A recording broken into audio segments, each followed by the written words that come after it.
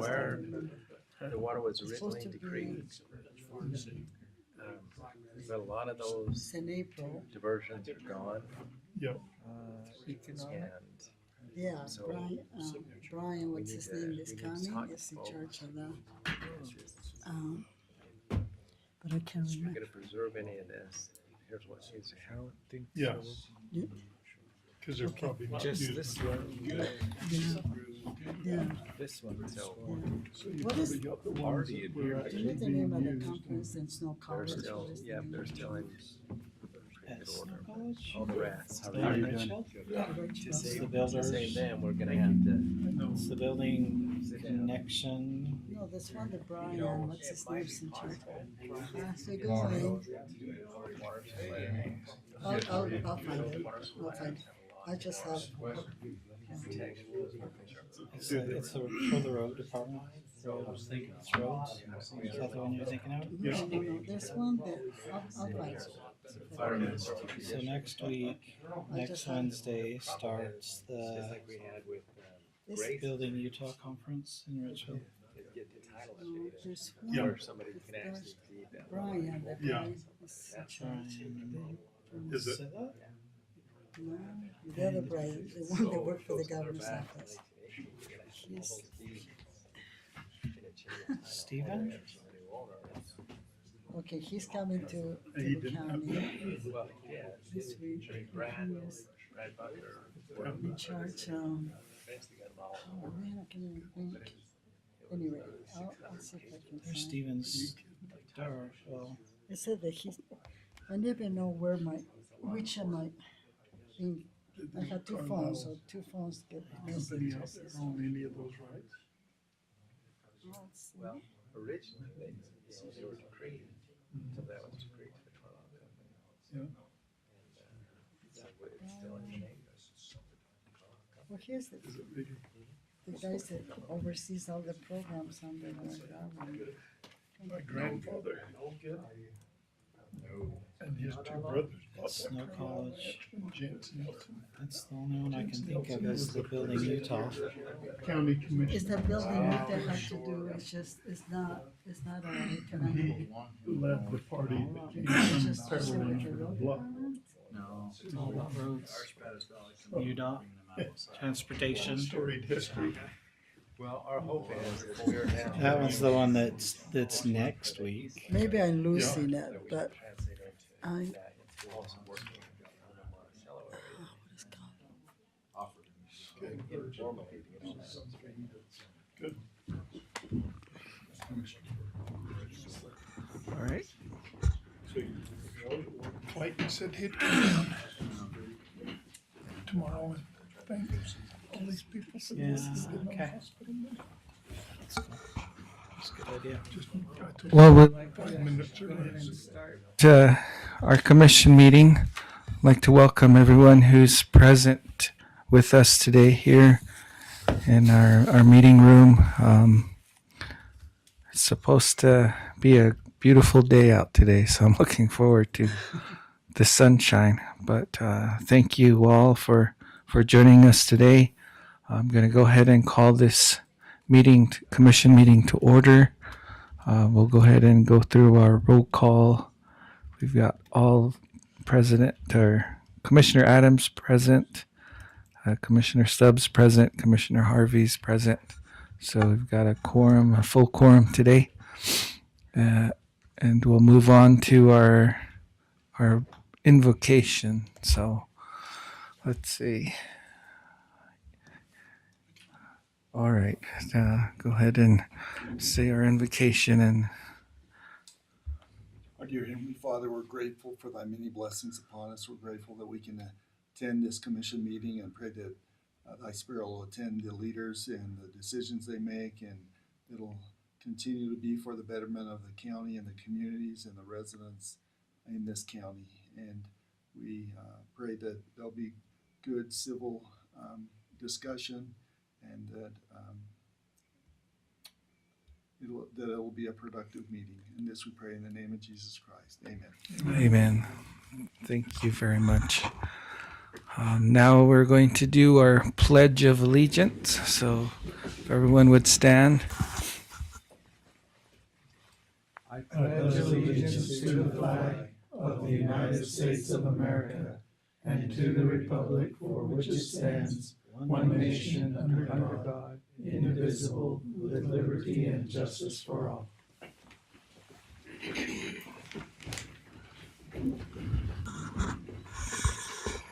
Thank you very much for that. And moving on to our next item, our conflict of interest for our commissioners. Commissioners, do we have any conflict of interest to declare? Okay. And I also don't have any conflict of interest, so just for the no conflict of interest for any of the commissioners today for items listed on the agenda. Moving on to our public comment section, Mac. All right. So for public comments today, just as a reminder, everyone gets 3 minutes apiece. Unless you're like a dignitary, you'll get extra time. But we will also, if you're online and wish to make a public comment, I'm not seeing anybody online right now as participants, then we would turn the time over to you after we take public comments here in our audience. And so with that being said, I do have two that have signed up today. We've got Kent Wilson, former commissioner that represents Romney's office, that signed up for a public comment. Then after that, we have Larry Ellerson, former commissioner as well, represents Congressman Curtis's office. And so we'll turn some time over to them. Yeah, here's that way the public that's online will be able to hear In the you. mic. We broadcast to Facebook and YouTube at the same time, so there may be one other person watching. Okay. Had I finished reading that piece of paper, I'd have realized it was a comment form instead of, I thought it was attendance. But I do want to make a couple comments, and one, I'm hoping that you can, I read last week where you had Bears Ears Advisory Council, and so if you could maybe through commission meeting, maybe report on that a little bit. Our office is hoping to help you watch that, and our office wants to help you in any regard we can moving forward on that. And so any information you could give us would be helpful. Also, I wanted to just congratulate you as a county and as county commission. You've had 2 new commissioners come in, and you've done a wonderful job. Sometimes new commissioners, when they come in,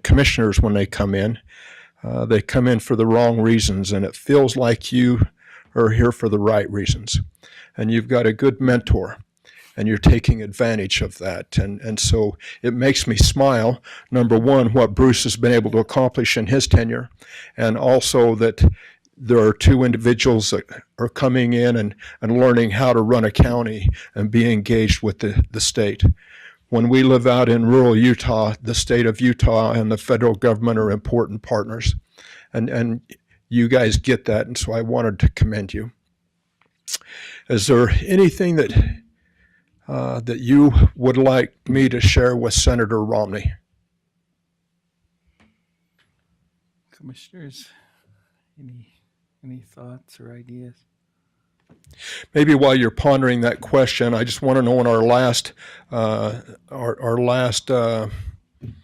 meeting that we had as staff, I brought up your hospital and your desire to need another $3 to $5 million more to help put the bells and whistles on that building. And so when they get back in session, they're going to do their best to see how they can help you out.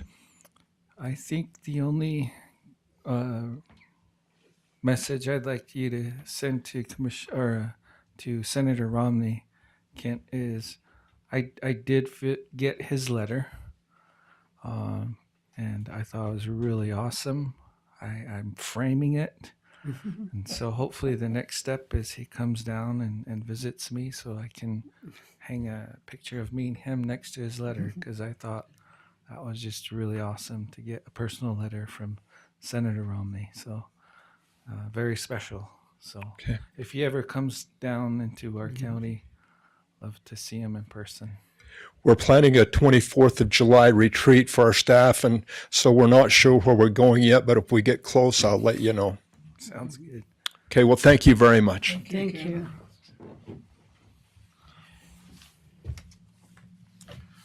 Good morning.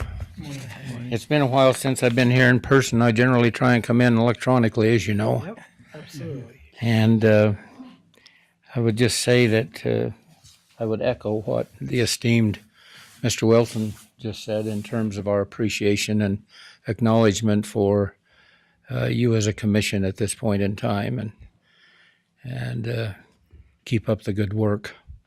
A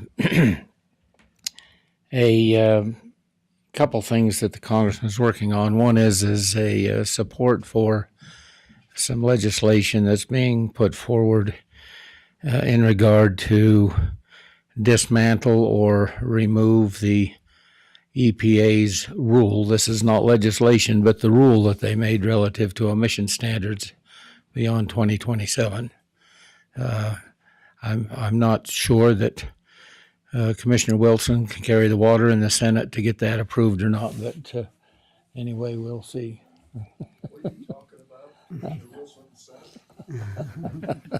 Excuse me, past Commissioner Wilson. Anyway, so there is some attention being paid to some of the things that are going on. The congressman, as you've acknowledged in your agenda, is and has been supportive of your secure rural schools, and I expect will continue to be so. You had another item on your agenda that caught my eye. Oh, ride with respect. I don't want to tell you how to vote, but they're an organization that really does a good job of attempting to keep public lands public. Along with the other one that I'll put a plug in for is Ben Burr with the Blue Ribbon Coalition. And I hope you understand and appreciate the work that they do in attempting to keep our public lands public. I've just had the opportunity of spending the last week on public lands. And unfortunately, some of them that used to be open are now closed with some recent action on the part of your, well, I can't blame them totally, but they were very influential, I believe, in pushing forward the closure on some of the lands in and around Moab. But anyway, keep up the good work. We'll continue to try and help you in the way that we can. Let us know if there's something that we can do. And we'll certainly try and work with you any way we can. Thank you for the fact that you will say hi to me when you see me. And appreciate the relationship. Thank you. Thank you. All right, that was all that we had signed up for public comments. Nobody is online yet, and so that would be your public comment period for today. Okay. Well, appreciate our guests and their comments, and very much having them among us today too. So let's go ahead and move on to our consent agenda. It looks like we have a few items under our consent agenda. So Okay, you do. We've got 6 items on your consent agenda item today. The first one is approval of Kristen Olson to the San Juan County Economic Development Board. He was previously on our Economic Development Board and then reassigned it down to the Small Business Development Director, Megan. Megan has left employment with USU, and Kristen has volunteered to go back and represent the USU Small Business Center on our Economic Development Board. So we're excited to have him back. Item number 2 is approval of the appointment of Cody Nelson to continue to represent the Blanding area, and then Thomas TC is what he goes by. Garcia as the new planning commissioner representing LaSalle. Got number 3, approval of $12,979.53 in total purchases. $1,302.32 is for a laptop system for our road department. And we've got $4,635.48 for a full grill guard for one of their trucks with an electrical winch on it for the road department. Got $7,041.73 for diesel fuel for the landfill. And that is the total of your small purchases that I had approved. Item number 4, approval of the 2024 Amendment Number 10 with the Utah Department of Government Operations, Division of Facilities and Construction Management, and San Juan County for the Utah Highway Patrol lease. They lease a little building right behind the public safety building and have for several years. We'd like to continue that revenue in that building. Just a small space, but we matched their lease rate with the same lease rate that we negotiated with adult probation and patrol. So that kind of matches and mimics a similar lease that you'd approved before. Then you got item number 4 is ratification of the letter of support to the Utah State University for Rural Utility Services Distant Learning and Telemedicine Grant application to the USDA Rural Development. That one was the one we had approved through email just to meet their deadline for their application for USU's grant application for those funds. You also have item number 6, ratification of the response to the State of Utah Office of the State Auditor regarding the audit finding SJCO-21-SP. That is your consent agenda items for today. Any Commissioners, questions? those are your 6 items. How would you like to move? I make a motion, we approve the consent agenda as presented. Motion Second. by Commissioner Adams to approve, second by Commissioner Stubbs. Any other comments or questions, commissioners? Hearing none. All those in favor say aye. Aye. Aye. It's 3 in favor. There are none to oppose, so motion carries unanimous. Moving on to our recognitions, presentations, and informational items. Mac? All right, this first one is a presentation of the Eastland Section 09-03 Water Rights Adjudication and an update. We've got Mark Stilson here. Mark, yes, that will kind of go through and give us this presentation. Okay, thank you. I'm glad to be back. Again, I'm Mark Stilson, Southeastern Regional Engineer for the Division of Water Rights. We were here in November, and we were going to cover a lot of the same material, but we've shifted gears a little bit in terms of where we're looking at for our general water rights adjudication. So, Matt, go ahead on to the slides. We'll just go through Do you these want to as run we it, or do you go. want me to Sure. run it? Yep. You can run it.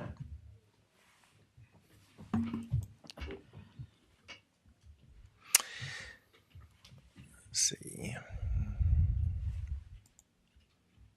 So what is a general adjudication? It's an action in the district court. So in the state of Utah, water rights are established either by decree or application or diligence claims. And you can see the state is broken up into a bunch of different adjudication areas. And the reason for that is the state engineer was petitioned at some point in time. It was back in the 50s for the southeastern part of the state, where water users came to the state engineer and petitioned the state engineer to begin a general water rights adjudication. And what that does is it begins a process for the state to look at water rights in these geographic defined areas to determine the nature and extent of all of the existing perfected water rights within each drainage. So we're only looking at perfected rights. So if there's a water right application that was filed last year, and it's an approved water right, but it's still in development, we don't look at those. So the only rights we look at are rights that have been granted through one of the means that either a decreed right or an application that's been perfected or a diligence claim. Go ahead and let's see. So there's a couple different reasons we conduct general adjudications. One is to bring all of the rights onto the water rights record. So in San Juan County, a lot of the early rights that were established for stock watering are still not on the water rights record. And that's because a lot of them are on federal land, and the federal government, either Forest Service or BLM, has never filed a claim with us to show that, hey, there was stock watering happening here on this piece of ground before 1903, and they want to grandfather that stock watering claim into the water rights record. So much of the stock watering water rights that were established before 1903, and we use the date 1903 because that's when water right law came into existence in the state of Utah. So anything that was any water use that was already established is grandfathered into the record by virtue of a diligence claim or a water user's claim filed on a diligence application. So a lot of the rights in San Juan County that have to do with stock watering are there, but they're not of record. So as we go through and do a general water rights adjudication, we summons the federal government and everybody else and say, hey, if you have a claim out there, you need to make it a record. You need to file that claim with us during this water rights adjudication, and you need to establish it so that we can give it a number and we can put it on our official water rights record. Do you have any questions in regards to that point? Okay. The second one is the only way to remove a water right from our record is through some type of judicial action, some type of court case. And that can be done either individually or through a general water rights adjudication. So when we define an area, we go in and look at every water right out there. We do a bunch of field work. We go and visit each water right. And we physically look, take pictures, and document whether or not that water right is still in existence and still in use. So when we did this in Moab, we came across a lot of early filings in the 50s and 60s for wells that were abandoned. They had been sealed, plugged, they were gone. The homes were now connected to the city system. The existing homeowners didn't know that there used to be a water right or a well there. So that water right was still on our records, and the only way for us to get it off is to take it to a district court in one of these proceedings and recommend for the district court to decree that water right forfeit or abandoned. So these type of general water right adjudications cleans up the water right record, gets rid of all the abandoned water rights, and when we're done, we submit to the court, here are the water rights in this area, they're still in use and still valid existing rights.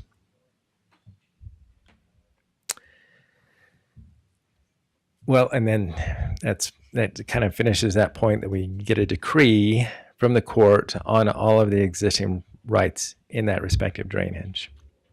So it's a complicated process. It's a court action. We petition, we send out notices, we send out summons. When we send out summons, we send a summons to every property owner within that area. So not just those who have water rights of record, because again, there might be a water right out there that was established before 1903 that nobody knows about. And so we send every property owner a summons. Now, if you don't have a water right, if you don't have a well or a stream or some type of water right that you could claim, you can just ignore the summons. But if you do have a water right, or you think you might have a water right, you've got 90 days from the notice to submit claims to get that claim into us.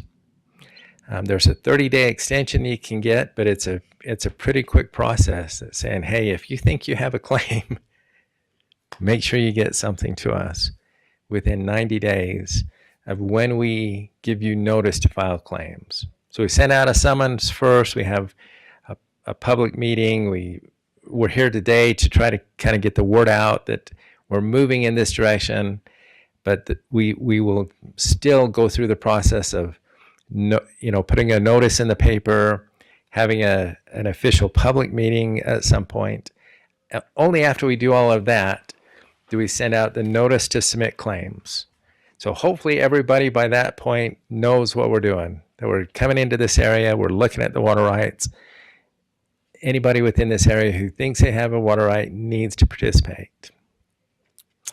For those who don't, so we may have, like in Moab, there are a bunch of abandoned water rights. So if there's a water right out there that nobody claims, an old well on a home site, the well's been plugged, it's gone, and nobody says, hey, this water right is one that I claim and can show that it's in use, those water rights go onto a list of unclaimed rights. They get swept off the water rights record pretty quickly. For everything else, for every other claim that comes in, we go out and do the field visit. And we look and say, is this still in use? And if it is, then we write up a little report, we take pictures, we put a map together, we document it, and that's the information that we submit to the court. So you can see there's several public meetings and final summons or objections, and then eventually we end up with a decree. So where we've been lately is we finished the 05-2 and the 05-5 in the Moab area. So you can see we've done part of San Juan County already.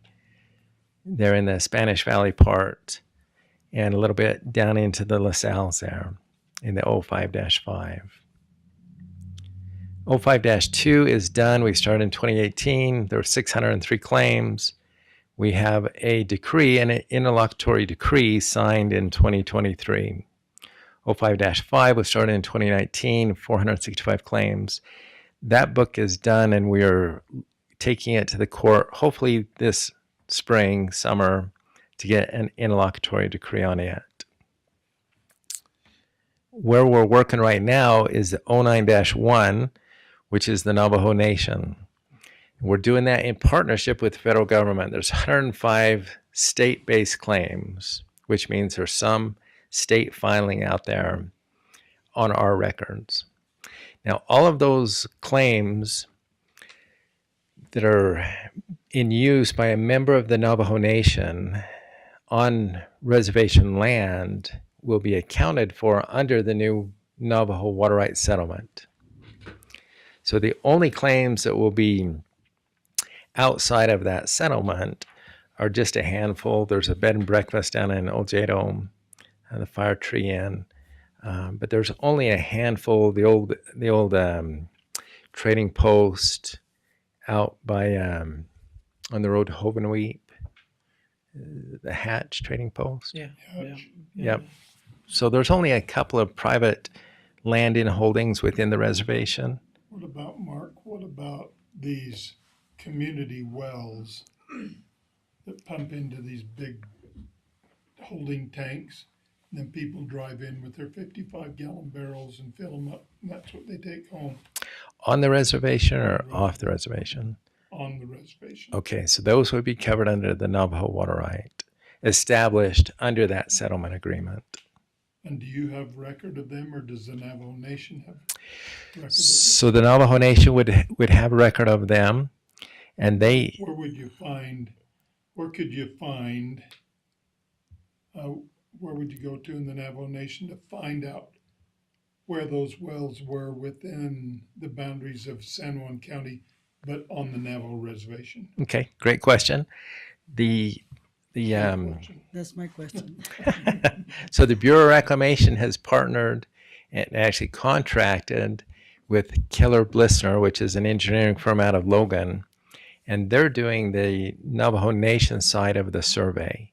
So they've actually got teams on the ground going out and surveying all of the water resources, wells, streams on the Navajo Nation and documenting that. So when they're done with that effort, they'll have the same type of information we have on the state-based claims, but it will be on the reservation side. And how would you access that information at that point, or is it not accessible?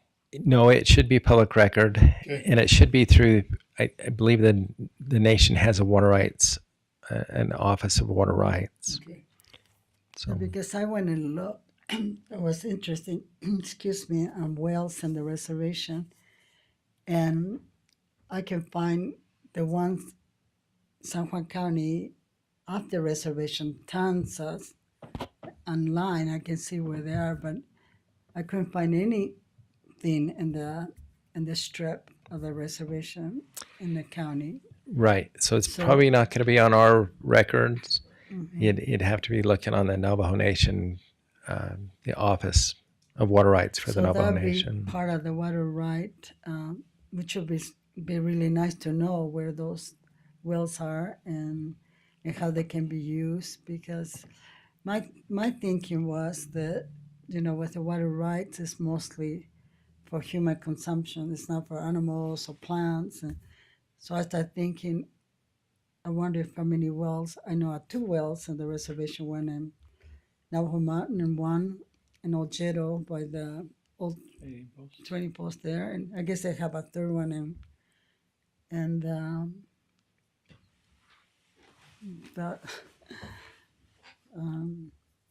in the area Goldings they have a third one that I knew. So it'd be important to know where they are so that we can figure out how we can have water for the animals and water for the anyway. So I was curious because when we look the rest of San Juan County, there's tons of wells. And so I was curious. And I knew that some of the people are skeptical about the water that comes from the wells. And so I was, interested about studies they're doing. And so that's where my thinking have been coming from. Some of those wells have arsenic in, or have had. You do. And they've tried to address that. When I sat on Navajo Revitalization, we appropriated money to deal with the arsenic in some of those wells. But do you know about the contamination? Obviously you do. I do. Yeah. And you're right. They're trying several different methods to deal with the arsenic that's down in the groundwater. Part of what they hope to do is like the Sweetwater line is mix better fresh water with some of the groundwater. And that's one way that they're dealing with it. And they've got some treatment plans, I think, but yeah, it's an issue for sure. That's the one coming out of Kayenta up into. No, out of Red Mesa area. Okay. So, and just kind of as a side note, the Navajo Nation is currently working hard with the state of Arizona to try to get a settlement done on the water rights on the Arizona side of the border. So they're pushing hard to get that done. Lincoln Irvine is our assistant regional engineer, and so Commissioner, we'll make a note of see if we can get a map of the from Keller Blister where those water rights wells are on the nation, and see if we can get it to you. Well, lots of the chapters have territory in Arizona and Utah. Yep. So it's really hard when your neighbors cannot get water because they're in Arizona. And so it'd be the tendency to want to share with Yep. your neighbors or your relatives, because usually they're just your relatives. So it's nice if Arizona can have something similar and makes it easier to. Yes. And certainly the state of Utah is supportive of that. Mhm. So and let me back up for just a second and tell you what's driving this, okay? What's driving this push to get the adjudication done in San Juan County as well? Number one, we were petitioned to do it clear back in the 50s. We've been slowly working our way down through Grand County and have, San Juan County, we still have to do most of San Juan County. But really the big driver is our Colorado River issues. The state of Utah is committed to making sure we have accurate reporting of our water use. As we negotiate with our other basin states, our neighbors, they want to know how much we're using because we are asking them how much they're using, and we want to make sure we have accurate reporting. Now, in the Colorado River Basin, we report our water use to our neighboring states by depletion. There's 2 different measures in terms of measuring water use. The first is diversion, so it's the amount of water that you take off the stream or pump out of the well. But then depletion is the amount of water that's consumed. For instance, if you grow a crop of alfalfa and you're flood irrigating that alfalfa, a rule of thumb says about half of the water you put on the crop is going to be consumed by the crop. The other half is going to run off or soak into the groundwater. So diversion is the total amount of water you divert. Depletion is the amount of water that's consumed by whatever you're using the water for. And we report our depletion numbers to the Upper Colorado River Commission, and they in turn report it to the Bureau of Reclamation as part of our Colorado River Compact. Now, that's done by, it used to be done by our sister agency, the Division of Water Resources. It's that job, I think, has been taken over by the Colorado River Authority. And how they used to do it is they would look at an aerial photo, they would map out all of the uses that they could see, all of the farm ground, and then they would use engineering estimates of the depletion, which is okay. That would give you a rough estimate of what our depletion is. But what we have found as we've gotten into the numbers and started looking a little closer is that it's good to know what you're diverting, because that serves as a good check on what your depletion number is. And for instance, we went up into Emery County and looked at some fields in Emery County and looked at the depletion number that was being generated, and the diversion number was less than the depletion number. Like, well, that's a problem. It grew all the way. So having that diversion reporting is important, because then you can check, does this make sense what we're reporting on our depletion? Because we don't want to be reporting more depletion than we should be. Well, Emery County kind of does things a little different than our We do things backwards. Well, he probably meant Carbon County. So let me add one other tidbit. In the state of Utah, we have typically focused our reporting requirements in areas where there were conflict. So if there was no conflict, there was local accounting of the water, but it was never reported to the state. And you guys get along very well down here. You probably don't believe that, but you do. Your water users get along really well. And there's not been a lot of conflict down here. And so there's local reporting within the irrigation companies and within the municipalities, but a lot of that information never gets reported to the state. And so the push is to try to improve our reporting, our water use reporting, and be more accurate and have a better picture of exactly how much water we're using. So that's what's driving this. So from the old 09-1 area, we looked at going into the Montezuma Canyon area, the 09-2. So when we were here in November, we presented the idea that that's where we're headed. Well, we talked to the BLM. Most of the land in the 09-2 is BLM land. There's some private sections down through Montezuma Canyon and up near Eastland, but most of it is BLM. The BLM gave us some feedback saying it's a lot of work. We don't think we have the personnel or the resources to kick this off this year and to get all of their claims filed. And so we have shifted our focus a little bit to give the BLM some time. And so we're looking at 09-3, which is the Eastland area. And it's a small chunk. It's 141 water rights, mostly groundwater wells.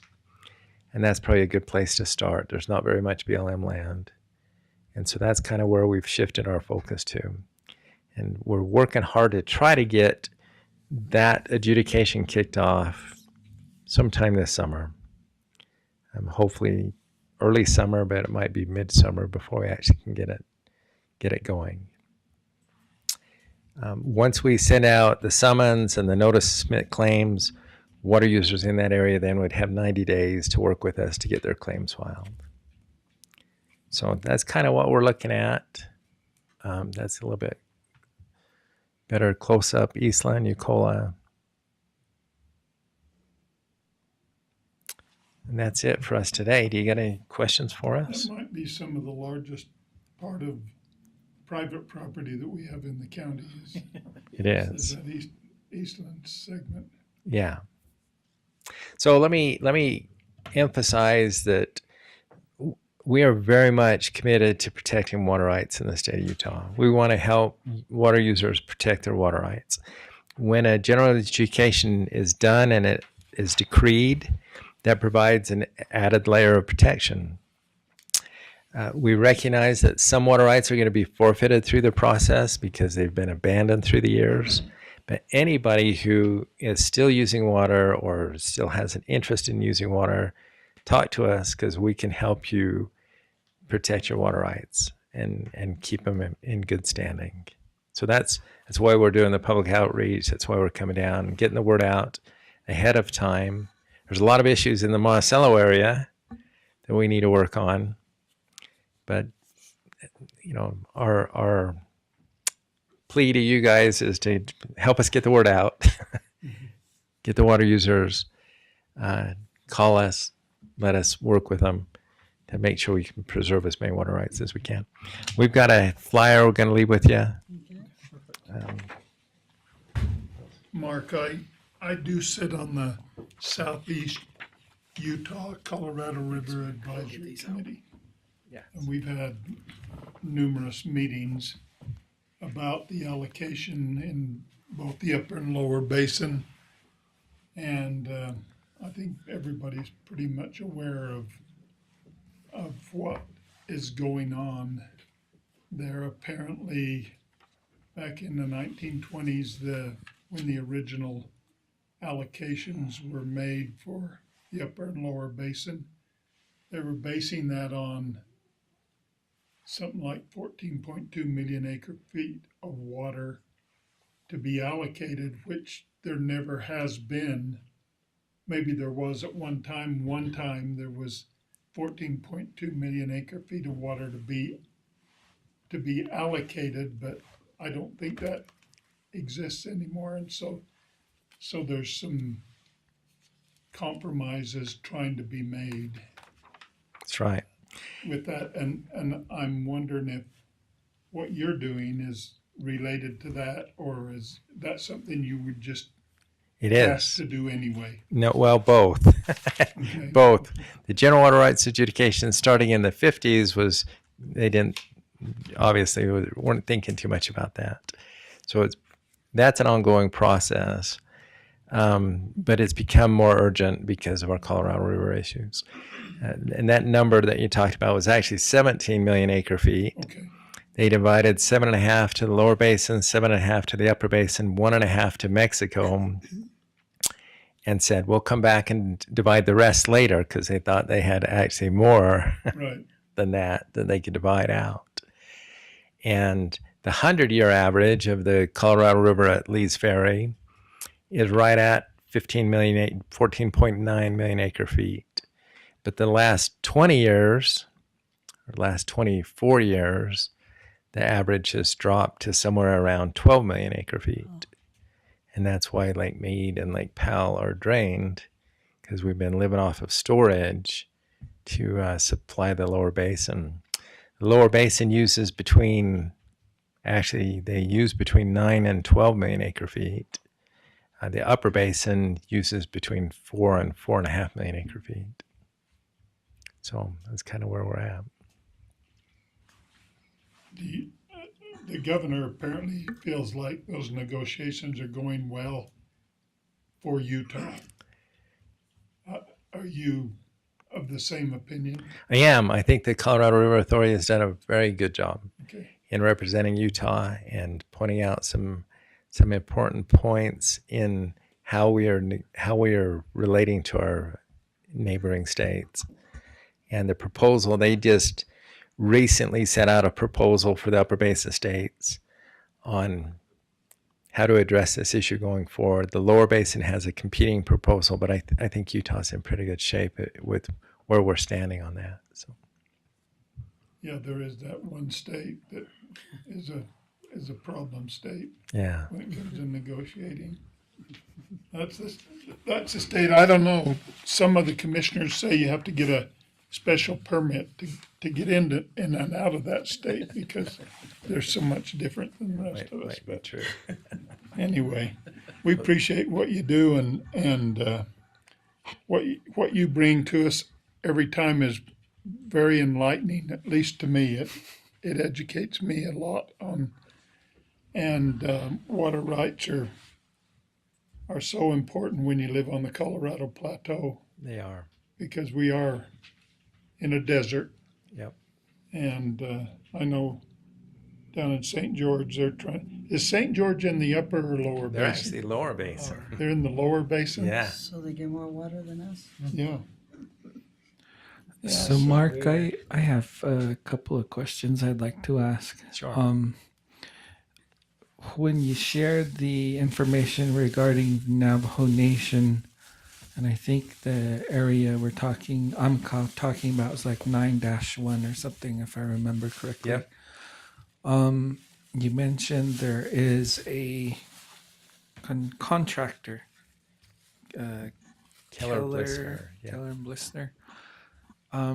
Are they actively engaging with all the 7 Utah Navajo chapters to identify past wells, past water, livestock locations? Do you know? I don't. I know that they're engaging with the individuals on the ground, that they'll go out to an area where they will talk to the residents of the communities, but whether they're engaging the chapter leadership, I don't know. Okay, I would make a recommendation that maybe this information would go to the Navajo Utah Commission. Clarence Rockwell is the executive director, Okay. and the Navajo Utah Commission is composed of the 7 Utah chapters, the elected officials. Just a perspective that I'd like to share, maybe might be valuable or maybe not, but I'm Native American, and the concept of quantifying water is very foreign to me, and it's strange to express that because culturally speaking, water is actually something that the Creator gives, and you don't quantify. You just find, you consume, and you move forward honoring water. Everything you've elaborated on, there's a complexity to it, and I'm as you were going through your presentation, I was thinking, how does that get conveyed effectively in my native language to the community? And it's almost a dichotomy, if you will, that's there. So I'll leave that statement there because I guess my point is this: quantifying water for Native Americans is strange. It's not done. So I know that because of that, a lot of us are disconnected because and not engaged really. But what I can tell you is that I remember in Aneth, it impacted some of my family members and relatives because we have McElmo Canyon that comes down into Aneth and goes into the San Juan River. And one day, the McElmo Canyon was dry, and an elder who grows alfalfa for his livestock was like, "What happened to the water? How come it's not running? Who turned it off?" You know. And so all the elected leaders were like, "I don't know. I know we had water coming through the canyon, and come to find, I think it was somewhere past Ismay trading posts. As you go towards Cortez, they blocked it to use something was going on, but that's the extent of my knowledge and experience. Was like, where did the water go? um, and what I do know is this morning we were having a discussion about identifying past wells in our community in Aneth and Montezuma Creek. And the chapters they did used to have 10-day projects, digging holes and making consumable water wells. Of course, they've now been contaminated with alkaline, and we blame the oil companies for moving in and ruining our water. But they're still there. They have Navajo names, and so that's just the experience that exists there. And for the most part, I think translating or trying to convey the importance of water rights and trying to engage the community to understand that there's a challenge that exists. And I think my biggest fear is that's advantageous for many who, it's just like, well, if they're not going to engage, then we can take advantage of that, and it's their own fault kind of a thing, when it should be the opposite. This is important, and this is how this is important, I think, is probably the next messaging that could help with us back home.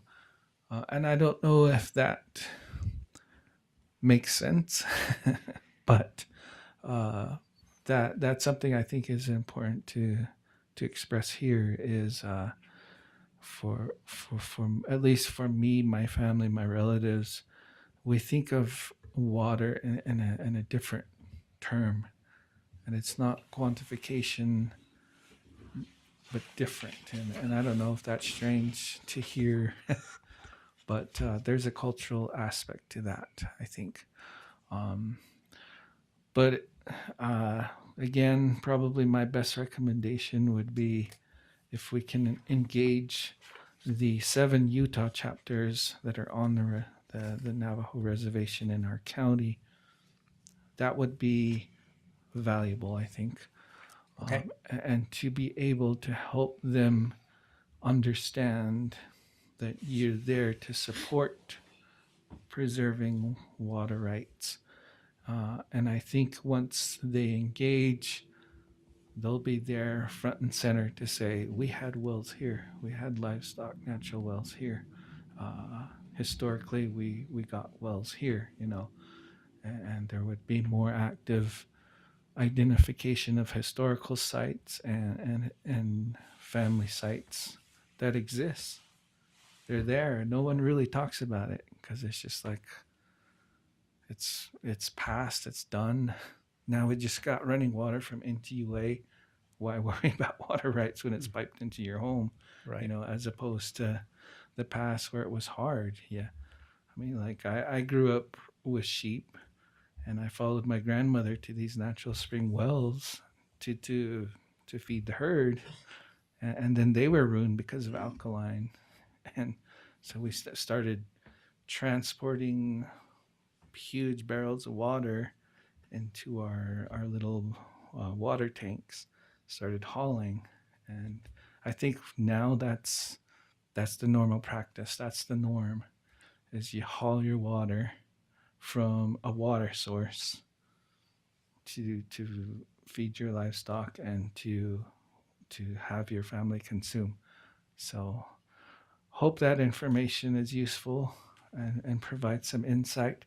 But I think that's important to be aware of. But again, I agree with the commissioners. The information you present, very valuable, and thank you for the information.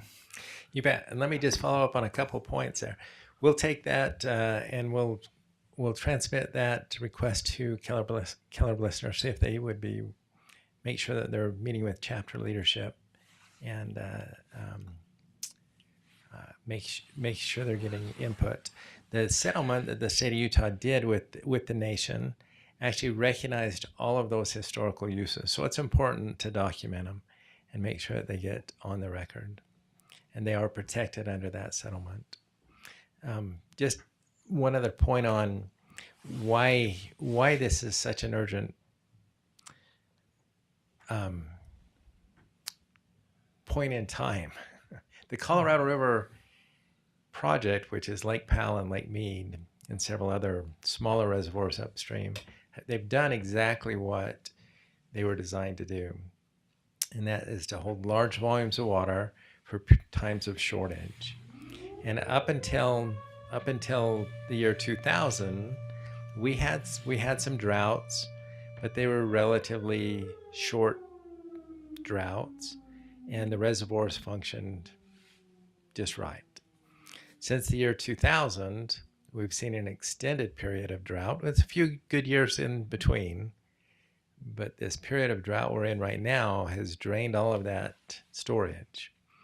And we're down to, if we hope to maintain power production, the reservoirs, Mead and Powell, only have 1 to 2 years worth of storage in it. There's more if we want to drain them all the way. But if we want to maintain power production out of those two, we probably only have 1 or 2 years worth of water in those reservoirs. And so that's what's really driving this is shortage. And how are we going to share this river with our neighboring states? Because they do have a legitimate claim to some of that water, but now things have changed, conditions have changed.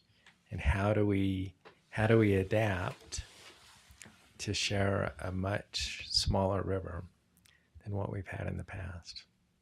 So I appreciate your comments. Thank you. Thank you. Okay, thanks, Commissioner. Thank you. Thank you.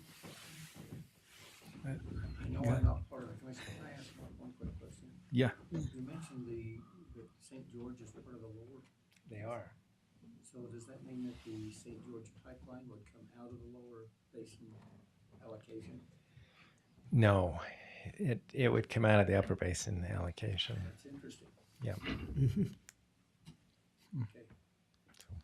because they're going to be pumping it from Lake Powell, which is an upper basin reservoir. The lower basin comes, so the lower basin out of Mead. Yep. So the Virgin River, which flows down through St. George, is part of the lower basin, but that dividing line cuts right through the southwest corner of Utah.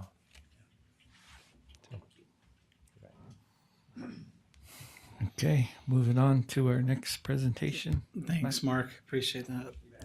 So on this next presentation, you have the approval of the Emory Telecom letter of support for the Reconnect broadband funding.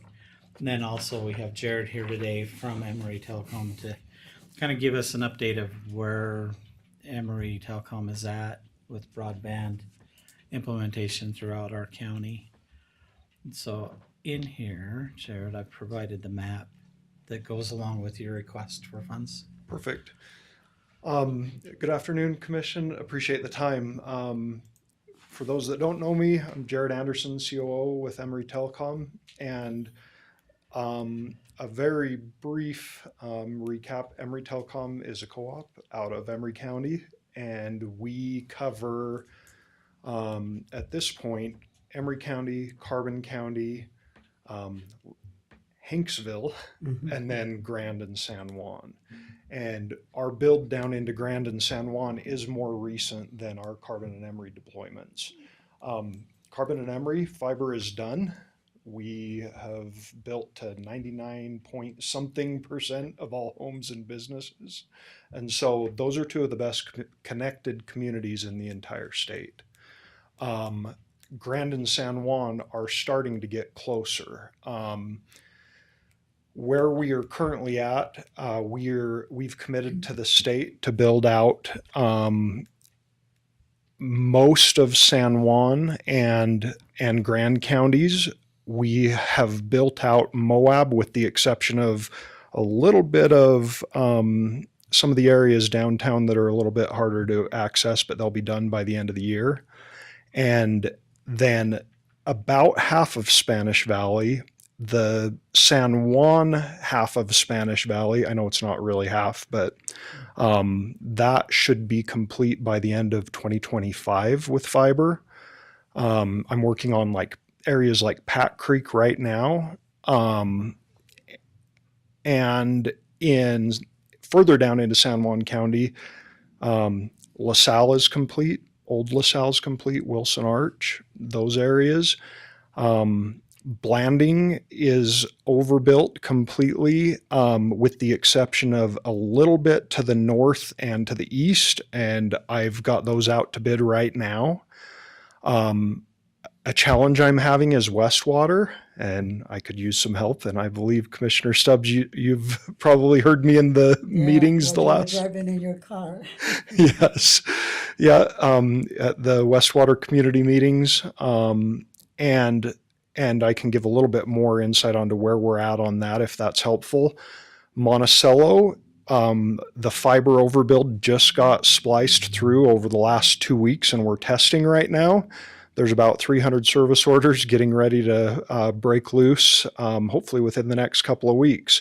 And when I say overbuilt, we're overbuilding our cable internet plant that already exists with fiber so that you can have better service.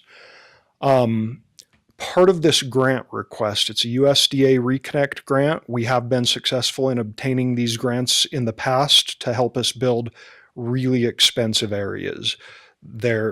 This is primarily focused on some of the Ucolo and Eastland stuff. There's a little over 100 homes out there that we're hoping to get funding for to connect.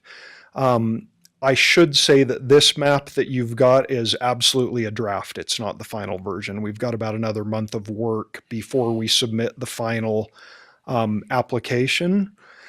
And just to put it in perspective, these are places that we want to build. They're not part of the plan we filed with the state because some of these are upwards of $50,000, $60,000 per home to connect to fiber. A typical home that's, say, right in the core of Blanding or Monticello, that's going to cost us more like $3,000. We can eventually make our money back on that, but these require grant funding to make sense of. In the meantime, it does put those residents at a bit of a disadvantage from an education standpoint for the kids at school and things like that. And so we really are looking for the county's support and a letter of support to help us score better on this grant application. They're awarded based purely on scoring, and there's a lot of different factors, whether they're unserved or underserved with internet. There's drivers like economic data, if they're poverty-stricken areas, and things like that. That all goes into the scoring, and having the county's support absolutely is important in achieving a successful grant application and getting the award. I talked a little bit about some of the other areas. Bluff, we're done.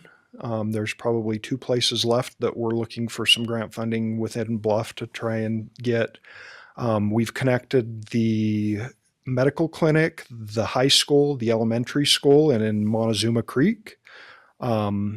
We built all the way down to Mexican Hat. I'm having the same problem that I'm having in Westwater in Halchita. I've got federal funding in a USDA grant to build Halchita. I could build it in 2 months, but I'm having a hard time getting a permit. So the fiber's sitting right on the Navajo Nation border right there. We then go all the way down to Monument Valley. I connected the medical facility, the high school, the elementary there, and am trying to get the third permit that I'm trying to get is to Navajo Mountain High School. So it goes clear down into Kayenta and back up. I've got chapter resolutions from all the chapters that I passed through, and everybody is in support along the way. And those are some of our fiber efforts. So how did you go to Navajo Mountain? Which way did you go with that? So down into Kayenta and then up past the Shanto turnoff. I don't know the names of the highway, but past the turnoff to Shanto So and you had to straight go up. to Arizona to go Yes. to? Yeah. And so right now I'm stuck at the state line in Monument Valley, but I did get the high school, the elementary, the food bank that just came online, and the medical clinic. So some of the challenges that I talked about, specifically on the Navajo Nation side, we're just having a hard time getting through the general lands department. Having a hard time showing how NTUA got right of way to put their communication poles in Westwater and in Halchita. And so I'm trying to work with NTUA, and they've been helpful. It's just hard rounding up those documents that show that they had the right to go in and do what they did. And then the second part that I'm really having a hard time with is showing that they have rate making authority so that we can attach to their poles and they have the ability to charge us to attach. And so I do have a pole attachment agreement in place with NTUA. I just am having a hard time showing that they actually have the authority to sublease to us. And kind of hard with Westwater because it's not a chapter, so Yeah. basically it depends on Anna to do the stuff. And I participate every month in their meetings, trying to build a community, and they are very exciting people to see the growth they have made. In fact, you probably saw me. I'm not embarrassed of what I did, but because I meant it, it was so emotional to me to see them building the community and coming together and putting difference to the side. And so I just want to acknowledge that to them. And Yeah. I made everybody cry, I think. But anyway,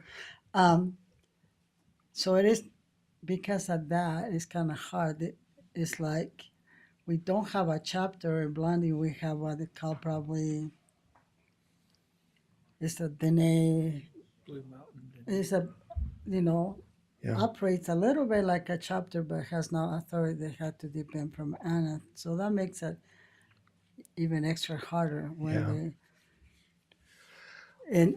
and the other thing is understanding the concept, for them to understand the concept of utility bills, all this stuff. And Yes. I say we because I feel sometimes I'm part of them as we're talking. There have been lots of progress made there, and it is exciting to see what they're doing. Sure. And I'm optimistic on Westwater. I feel like we're making progress, and it seems like the community supports getting it. Yeah. We're not charging anything to get over there, and no build costs, just regular monthly service, just like we treat Blanding or Monticello or any of these other areas. And so I'm optimistic. I hope that we can get it done. I am worried about Halchita. That funding expires at the end of this year.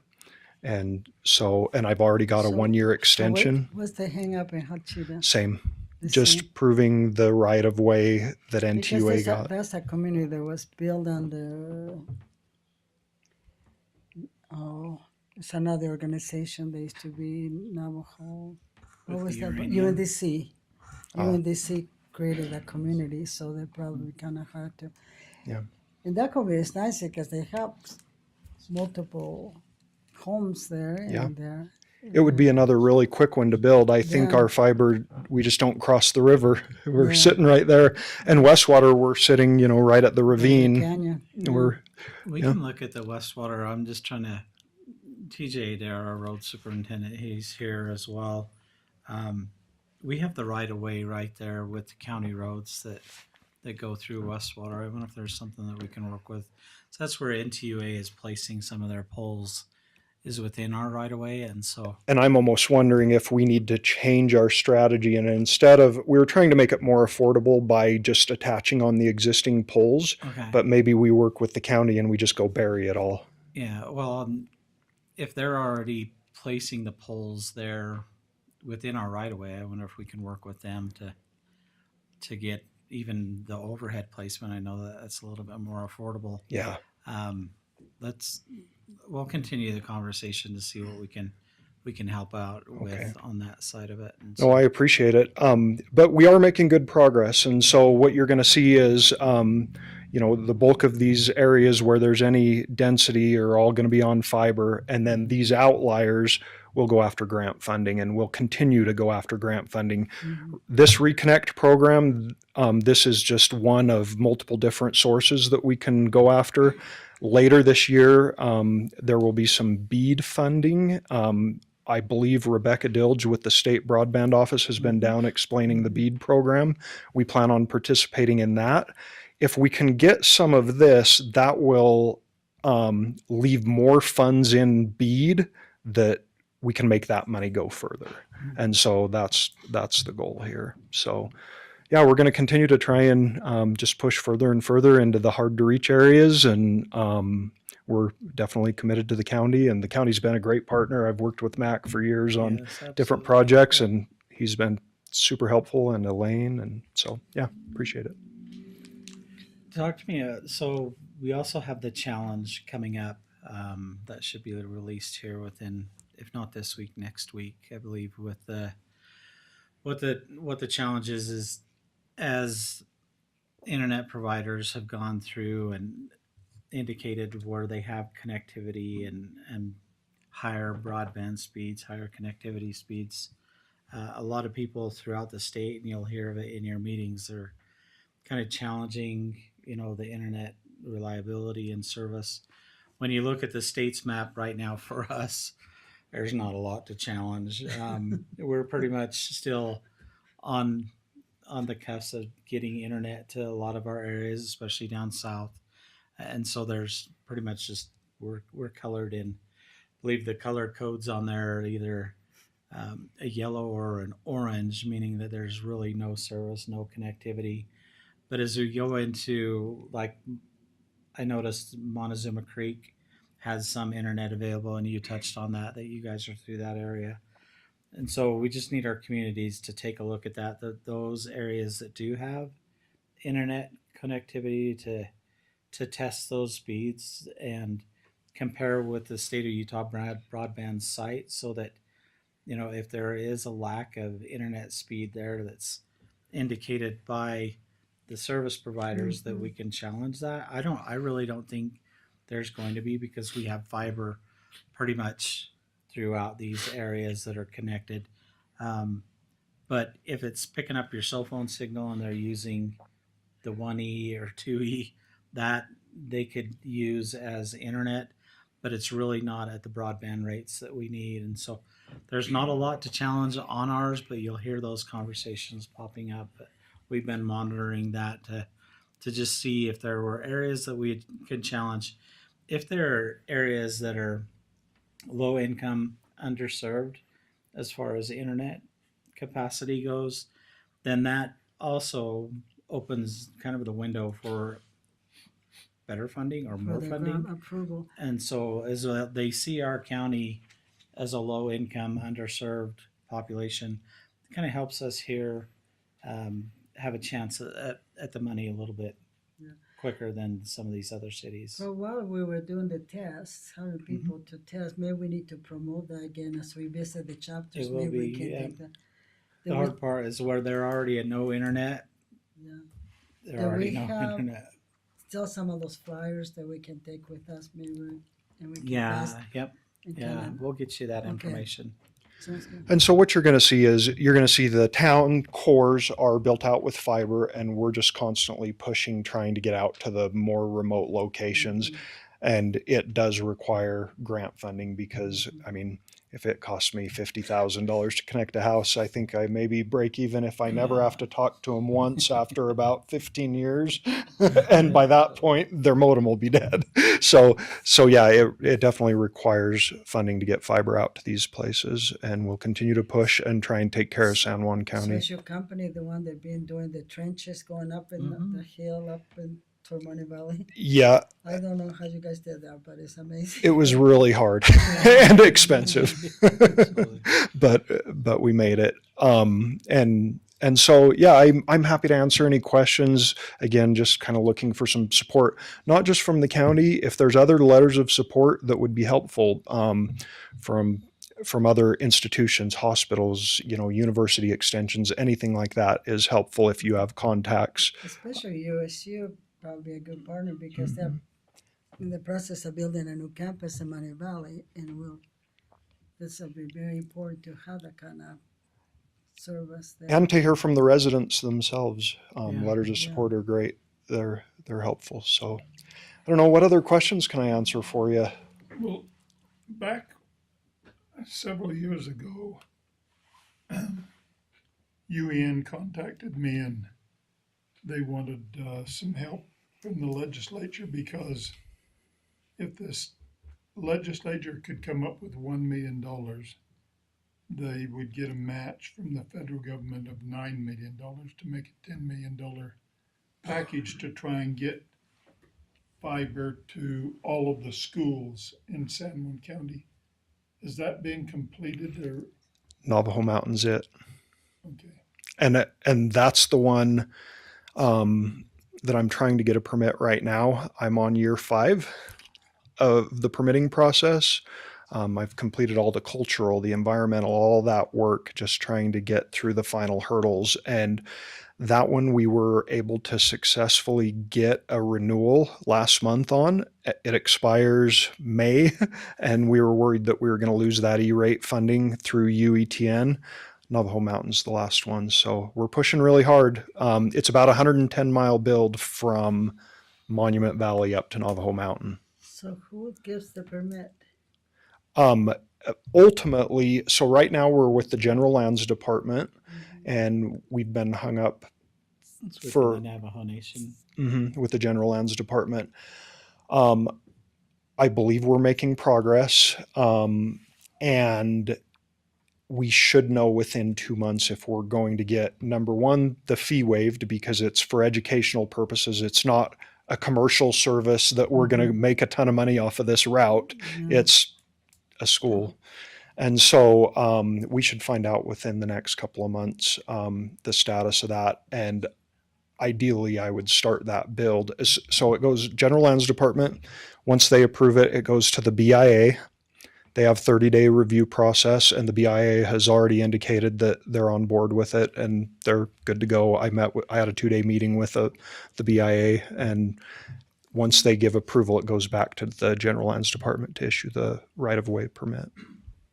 So, I know right-of-way is a big issue for the Navajo Nation, Especially and even recently, UDOT wanted to widen the road down to Red Mesa from Montezuma, no, maybe not, Aneth to Red Mesa. And UDOT would do all the work and so forth, but the Navajo Nation wanted to charge UDOT $2 million for the right-of-way in order to do that, so UDOT and said, that one's important too, because what we would do along with UDOT, we're partners with UDOT. We build all over the state with them. Yeah. We would build out to Aneth, and we would connect with the Ute tribe and loop that route back up into Cortez and back around. And what it would do is it would put this whole area on a big fiber ring. That way, if it gets cut because something happens, the traffic just routes around the other way. There's no downtime. And so that project's important. It would help us add a lot of redundancy to this area. So are you following the route to Navajo Mountain the same way that we're trying to do the road? no, No, that would make it a lot cheaper if that road Oh. existed. the way Well, you drive right now. Yeah. it's just where we're just Following the route, Yep. the way you drive. Well, I think if we can get together with project, we can save on studies, do one study, they can have, and sometimes we just probably not coordinate all these projects, but, Yeah. anyway, Yeah, sometimes it's hard to jump the hoops. Yeah, kind of and thing, get but- everything to line up. But I think things are going relatively well. Like we're going to get a lot of new connectivity down in this area. And again, this map is a draft. I've got about another month to refine it, and it'll change. Some locations will be added, some will be removed, but this is roughly what we're going after in this round of funding.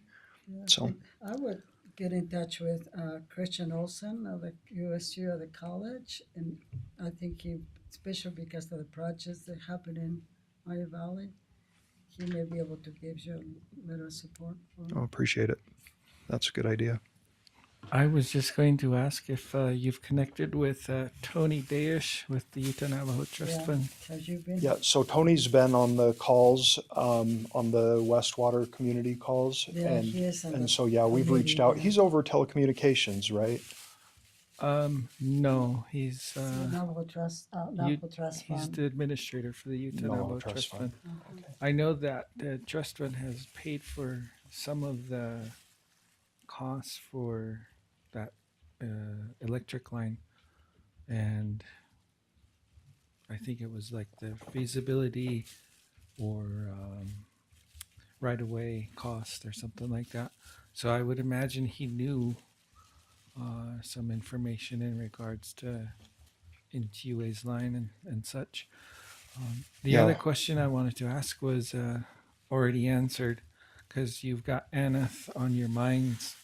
Is I know the community's been asking, well, are you guys going to extend from Montezuma Creek to Aneth? Because I know that chapter is investing in a 24-acre withdrawal at Aneth, putting in a courthouse, a Navajo Wow. Nation courthouse, and some other facilities.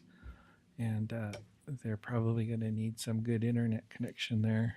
So we would love to do that Aneth build. We just need to be in the UDOT right away along that course to be able to make it work. So yeah, as soon as that road project goes, we'll get to Aneth. Awesome. That's the only recommendations I have. So Okay, appreciate it. I'll make sure we're still in touch with Tony Dayish on this. good deal. What else? Well, I hope that what Max suggests about the county working within the road to facilitate wastewater, maybe we can support a letter if you do a letter. We will work on it with staff to see if we can make that happen. And so Okay. we do. I mean, we're a participant in that, the water and power installation for Westwater as well as the roads, and so we can have some discussions with them Okay. on that committee meeting. TJ attends that with me, and can kind of push that to our Navajo Nation representative on that committee to see what we can do to get them included in that with this project. Why everything's open and exposed, it kind of makes sense to. And just to put it in perspective too, so what we're building fiber that kind of future proofs the area. And the reason I say that is the current rendition that we're deploying is gig up, 1 gig down. That's changing right now where it's going through an evolution. The glass in the ground or in the air, that stays the same. We don't do anything to it. The modem that goes in your house, you change the modem out or the laser in the modem, and the laser at our office, and everything in the ground or in the air just stays. And so in Emery County, we started the fiber deployment 7 years ago.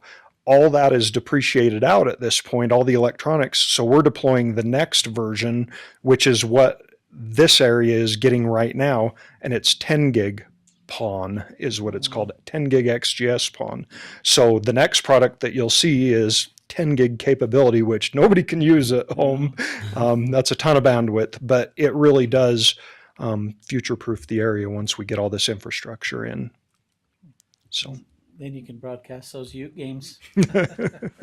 Yeah, Yeah, we can. I don't have any trouble getting the BYU games, but we need to get those Ute games down there. well, if there's no other questions, then again, appreciate your time. Thank Happy to you. come down and give updates as frequently as Mac tells me to get down and do it. Yeah. So- Very good. Okay, we do have a letter of support that just needs your approval as well on here, and so Make a motion, we approve having Jamie sign the letter for the county commission. I'll second. All right, motion and a second to approve. All those in favor? Aye. Aye. It's 3 unanimous for Thank you. that letter. Okay. Thanks for the update. thanks. Yeah, George. absolutely. Appreciate that. We'll get you that letter. Hey, sounds great. Appreciate it. Okay, moving on with our agenda item down to business action.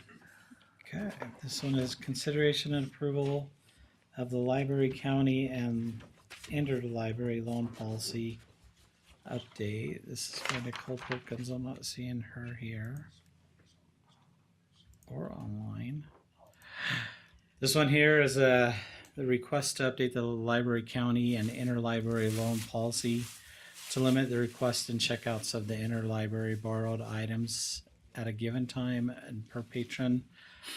This will limit the financial liability for the county libraries in the event of borrowed items being lost or damaged by the patrons. So this actually, the policy should help us enforce Yeah. overall a little bit better. I'll make a motion to approve. Motion by Commissioner Adams, I second it. second by Commissioner Stubbs. Any other comments or questions, commissioners? Seeing none, all those in favor, say aye. Aye. That's 3 in favor. There's none to oppose. Motion carries unanimously. Next item. Okay, this one is consideration and approval of dust suppressant purchase. TJ Dare. So this is a road stabilization and dust suppressant that we put on a few different roads, some bus routes. The majority of this actually goes from the county line up to Najoni Campground, and the Forest Service reimburses us for that. There's 4.7 miles. They used to do 2. I've got them to give us more funding, so now we do the whole 4.7. That's one of their biggest used campgrounds Yeah. out of Blanding, and so we've got the funding from them to continue to do that, and then we have a few different bus routes here around the county that we do, but that's what that's for. Sounds good. That way, when we go to the mountain, we don't have to get the dust from the relatives ahead of us, you know. Make a motion to approve I second it. this request. Motion to approve by Commissioner Adams, second by Commissioner Stubbs. Any comments or questions, commissioners? The only comment I have is hopefully the secret formula you have for that dust suppression, that Elk Petroleum also has that similar for their dust suppression they're working on.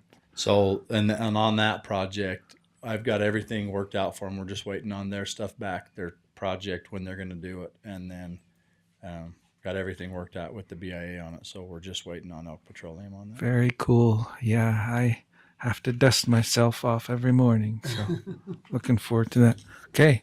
All those in favor say aye. Aye. Aye. That's 3 in favor. There's none opposed. Motion carries unanimously. Thank you. Thank you. Thank you. Next item number 11.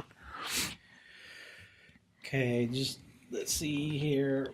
We've got the consideration and approval of a letter of support for a ride with respect grant application. We got Nick providing this. Good afternoon. Good afternoon.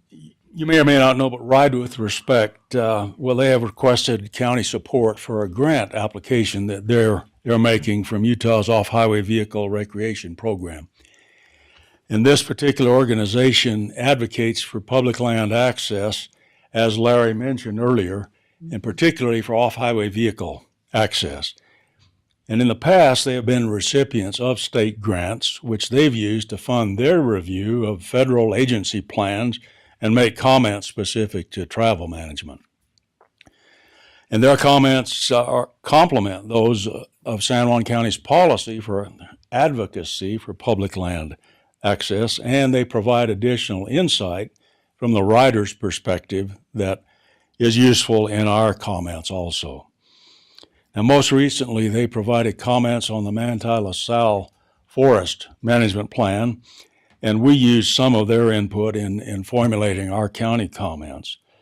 And they plan to make comments on the Bears Ears Plan, which is open for public review currently, and I expect we'll get some information that's useful for our comments also to make for that plan. So I think it would be worthwhile for the county to support this current grant application, and the letter before you states that support, and I would recommend that you approve and sign that letter. Okay. Commissioners? I'll make a motion to approve. I'll second the motion. Motion by Commissioner Stubbs, second by Commissioner Adams. Any other comments or questions, commissioners? Hearing none. All those in favor, say aye. Aye. Aye. That's 3 in favor, unanimous. Motion carries. Good. Thank you. Okay, on this one, need you to take a pause just a second and look at your cell phones. We have Rosa over at the restaurant waiting to take an order for lunch where we're running a little bit longer today. And so if you can look at your phone and place your I order see. with her. Where's my other phone? Okay.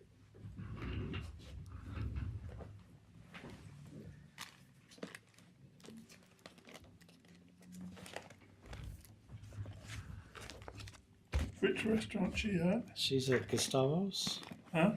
the Mexican food from the Gustavo's right here. Gustavos?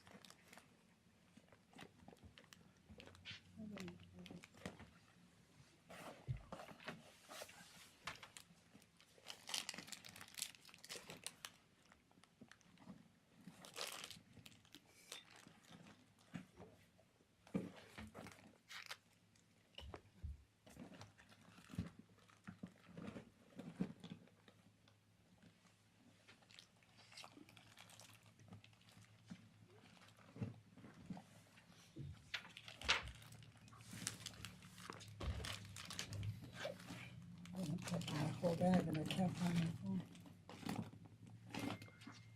I can text her for you. Do Okay, you want to use my phone? what did you order? Street tacos with a Mexican Coke. I'll have one of those too. Okay. Thank you. I don't know where the phone is. Oh, I know where it's at. It's under here.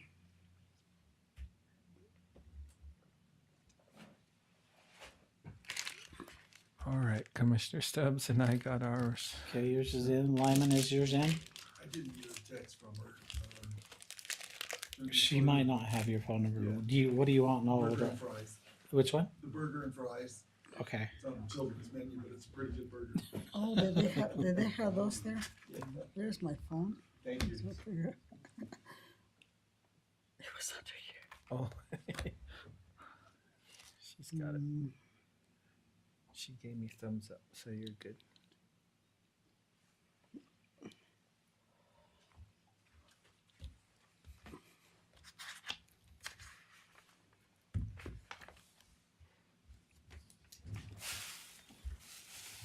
They don't have cougar tails. What? Cougar tails over here at this. You were on one today, Mac. mm, So since you're harassing me, what does NIT stand for? I know. That's just the saddest thing in the world. Huh? Not in tournament. No. And they think they're doing so well. I'm like, you're doing so well in the loser bracket. That's not a good thing. So who is still in the bracket? Is anybody still in the bracket? No. I was at the first game, Yeah. should You have were known you was better there for a than- minute. but so. at home I'm doing better with the family. Yeah, they're doing well in the loser bracket. I'm like, oh my goodness. I've been watching more of the girls this year. Yeah, That Iowa, more fun. that Iowa game last night was pretty awesome. And so, Did you get yours in? Yep. Okay. All right. Order is made. So this, Sorry, you guys. I mean, we sit here thinking about eating and we keeping you guys. she's hungry. over there stomping her feet. So, I'm ready to go. Do you want burritos? And so, all right. So this next one here is item number 12, consideration and approval of the Utah Local Health Department Mutual Aid Agreement. This one was Grant. Yeah. Glad you're all getting This is food. Grant's. We're taking notes here. Hear what's good. So good to see you all. Commissioners Mack, Lyman. So this is something that has been, you could call it in place in spirit, but we're trying to put this in writing. The overall, one reason I'm in public health is that it's a team effort. When one health department is struggling, we want to be able to reach out and support that health department. And same if it's us, that if there's a local disaster, something significant happening here that's unusual, can we call on other health departments to help us out? And overall, that, like I said, that spirit's there, but we wanted to make sure this is in writing. One example was monkeypox. Certain counties, certain communities were hit harder, and so other counties wanted to be able to help, but understandably, there were some legal topics that were of concern. If we're going to send employees in, how's the insurance situation, things like that, how's the payment going to happen? So this lays it all out, as far as I understand, in a pretty thorough way. Again, like I said, to help account for health emergencies, disasters, so that one health department, via public health director like myself, can write up the needs to another health department, and then that other health department, if they have the means and the resources such as personnel, expertise, equipment, can be able to provide that, document those provisions, those resources that are provided, how much time, things like that. And then after it's over, there's a timeline here, within 10 working days is what it says. A documentation will be provided to that requesting health department, and then compensation will be put in place that will be provided. It does list out options as well via other funding sources. For example, if it's a local emergency, the state response, recover, and post-disaster mitigation restricted account is an option. Federal, similar through FEMA if there's a federal disaster, but it's impacting a local health district. One other thing I might mention as well, let's see. It lines out things like supervision, how communication process, how the format would use the National Incident Management System, or NIMS. So not really trying to reinvent the wheel, but just really put things in writing, if that makes sense. Any questions you have about this? That covers kind of the overview, some of the highlights. Again, a good portion of this is the legal aspects in terms of indemnification, waiver of claims against parties. So far, all of the other health departments have I have found a this to question. be, So that yes. would be other health departments from other counties and things like that. Mm-hmm. I think this is really good because we don't have the resources to have everything, and we're a small county. If we can help each other, Yep, it's we feel better prepared exactly, with right. Be able to do that. So Mm-hmm. I like And that. same as goes, as I read, I thought this is a good idea. So oh, thank you. I'll second that motion. Okay. Motion by Commissioner Stubbs, second by Commissioner Adams. I think this is a very good example of a document we can work with Navajo Nation on certain programs. I think this would be great, but ultimately it's coordination, collaboration, working together with one common goal to accomplish a lot of good things, especially public health. So I think it's an important tool to work on. I mean, you're looking at a bigger perspective. If we can take this too and work on it internally, we have so many programs in different departments doing kind of Overlap. overlapping, Right.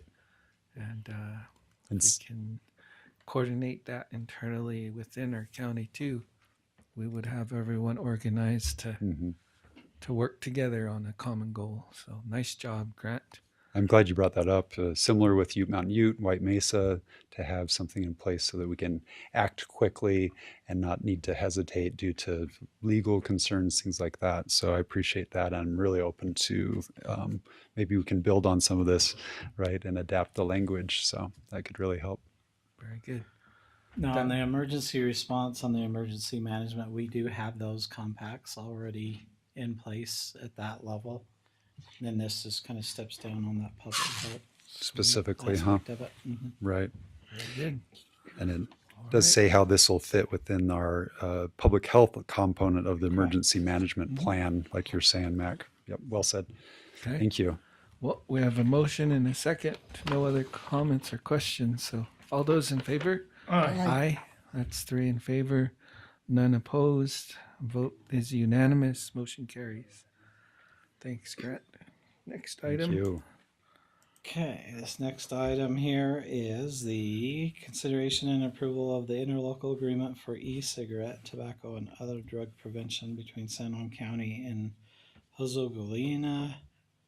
Grant, this is yours as well. Right. So this is the first of 2 agreements like this that we propose be put in place for our tobacco prevention and control funding. The intent of this funding is to work with communities, especially high-risk groups, youth, to prevent e-cigarette, tobacco, and other drug use, and provide resources for those that are already using, so they might be able to stop or at least cut back. And the first one here of the 2 is, like Max said, with the Hojo Goina 365 program with Utah Navajo Health System, which is, as I understand it, a holistic health program integrating physical health, mental health, behavioral health, and they also serve the schools. And so that makes it a little similar with the next one that I'll present. If you were to scroll to their proposal, it's page 58. You can kind of see some of their objectives. We went through a process seeking application from community organizations, those that have the ability to adapt to our communities culturally in various ways to, again, achieve these goals of preventing tobacco use. Each one of these proposals, they've utilized the SHARP data, student health and risk factor surveys that are done in the schools. And so they can really target what is it in terms of risk factors, protective factors. So UNHS here has proposed some really exciting activities to work with the river schools in the school district and in some culturally tailored ways. And so their total, they have a breakdown of their budget. You can kind of see how they plan to use this for a total of $25,000. Again, this is pass-through funds, no match required, and it's just funds that we already have available through tobacco prevention funding for our county. Motion to approve. I'll second. Motion by Commissioner Adams, second by Commissioner Stubbs. Any other comments, commissioners? No. Only comment I was going to make was, this is a great response to the SHARP survey that the school districts were able to conduct among all the San Juan schools. Mm-hmm. And it's a great way to problem solve on the needs of the youth, especially the self-reports on access to tobacco and also self-reports of, utilizing tobacco, which is a little alarming, but this is a great response to solving that. So thank you for doing that. With that being said, let's vote. All those in favor, say aye. Aye. Aye. That's 3 in favor. Unanimous. Approve. Motion carries. Next item. Like I said, two similar proposals here. This is a second agreement, this time with Albert R. Lyman Middle School in Blanding.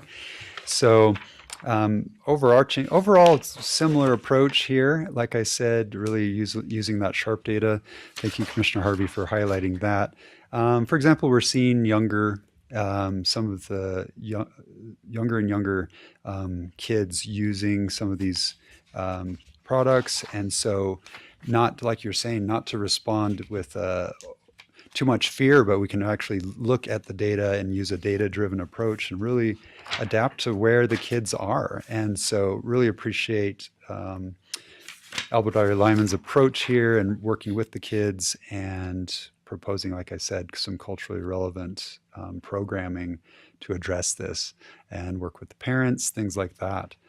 You can see just some of those risk factors that have been highlighted, favorable attitudes toward the drug use, positive media portrayal of vaping, things like that. And so they have some programs targeting that. So this total here is $36,500 for their activities. Same funding that I mentioned before. I want to make a comment. I like a couple of things in this proposal. They have intervention ideas, like art, different things they can right. do with the students. Because sometimes they need to be distracted a little bit. And I like that. And the second one, it gives parents a tool of communication. So if you can, and sometimes, even us, at my age, sometimes I'm afraid to say something. You just don't know how to bring situation within family members, and maybe you can see that they have an alternative of doing something. But the days you can open that communication, because kids are afraid too to talk to the parents. But then when they realize, Yeah. they're okay, Right. then other communication start, and there can be other, and it's a tool that sometimes parents don't know how to use and youth don't know how to use, because there's always this fear or whatever. Right. Can be culture, can be just whatever. But I like that when the parents are taught. You have classes to teach the parents how to gain those tools, especially the tool of communication. And so I felt like this was a well thought proposal. Well said, because it's true. Sometimes we get overwhelmed by the new thing, the new e-cigarettes, whatever that new thing is, and we don't know a lot about it. Yeah. But if we can build that confidence, that basic knowledge, practice talking about it, then our kids can realize, hey, it's okay to talk to mom and dad about this, or grandma and grandpa, or maybe even uncle and aunts, if we all can get on the same page, right? And have those safe conversations, and kids can say like, oh, I want to ask, but I don't know who to ask. Yeah, we can ask mom and dad, et cetera, about this. So I'm glad you highlighted that. It's true for a lot of these so-called high-risk behaviors. It can make it more manageable and help us realize, It wasn't that bad to talk to mom or exactly. grandma or whoever's. Thank you. I'm really glad you mentioned that, Commissioner. Motion to approve. Motion by Commissioner Adams. I'll second. Second by Commissioner Stubbs. I think we all commented, so take a vote. All those in favor? Aye. It's 3 in favor, none opposed. Motion carries unanimously to approve. Thank you all. Appreciate the discussion. Thanks. Thank you. Moving on to our next item, Okay, item we've got 15. Consideration and approval of a support and advocacy letter to the Honorable Congressman John Curtis regarding HR 5030, extending the Secure Rural Schools and Community Self-Determination Act of 2000. Commissioner Harvey, you want to touch on this one? Sure. So, commissioners, this I wouldn't have known about these funds Had I not had the experience back in November, I actually went and learned about the secure rural schools and the funding from the forestry, the payments that were made to counties, and I actually got to visit with Congressman Curtis as well, and we got to go into his office. And this is important funding for our school district. If I'm correct, we get the second highest funding amount nationally, and it's close to, I believe, 890,000. So pretty much close to $1 million, and it includes funds that the school uses for roads, I believe, as well as just being part of the budget for the school district. And it's approved by Congress every 4, I think 6 years. And this coming session, it's going to expire, and everyone's scrambling to make sure these funds are preserved, because our county depends on these dollars to utilize as part of the budget for schools and for roads, for bus routes. And it's a really important funding. And I know the school district is preparing a letter. We do have some folks that are helping us out. Robert Widener is his name. He's with a different entity. They work in support of secure rural school funding, and it's nationally. There's some other schools that receive these funds, and we're part of that. Just telling Congress how important these funds are for our county here in San Juan County, and so we're hopeful. Maybe Congressman Curtis might be able to sponsor at some point to bring back these funds for another few years to continue those dollars. So that being said, I think it's outlined in the letter how important it is for us, for our county, for our citizens in our county, our students. And so we're very hopeful that this will continue for us. And that's what it is, commissioners. Thank you. So make a motion to approve. Second. Motion by Commissioner Stubbs, seconded by Commissioner Adams.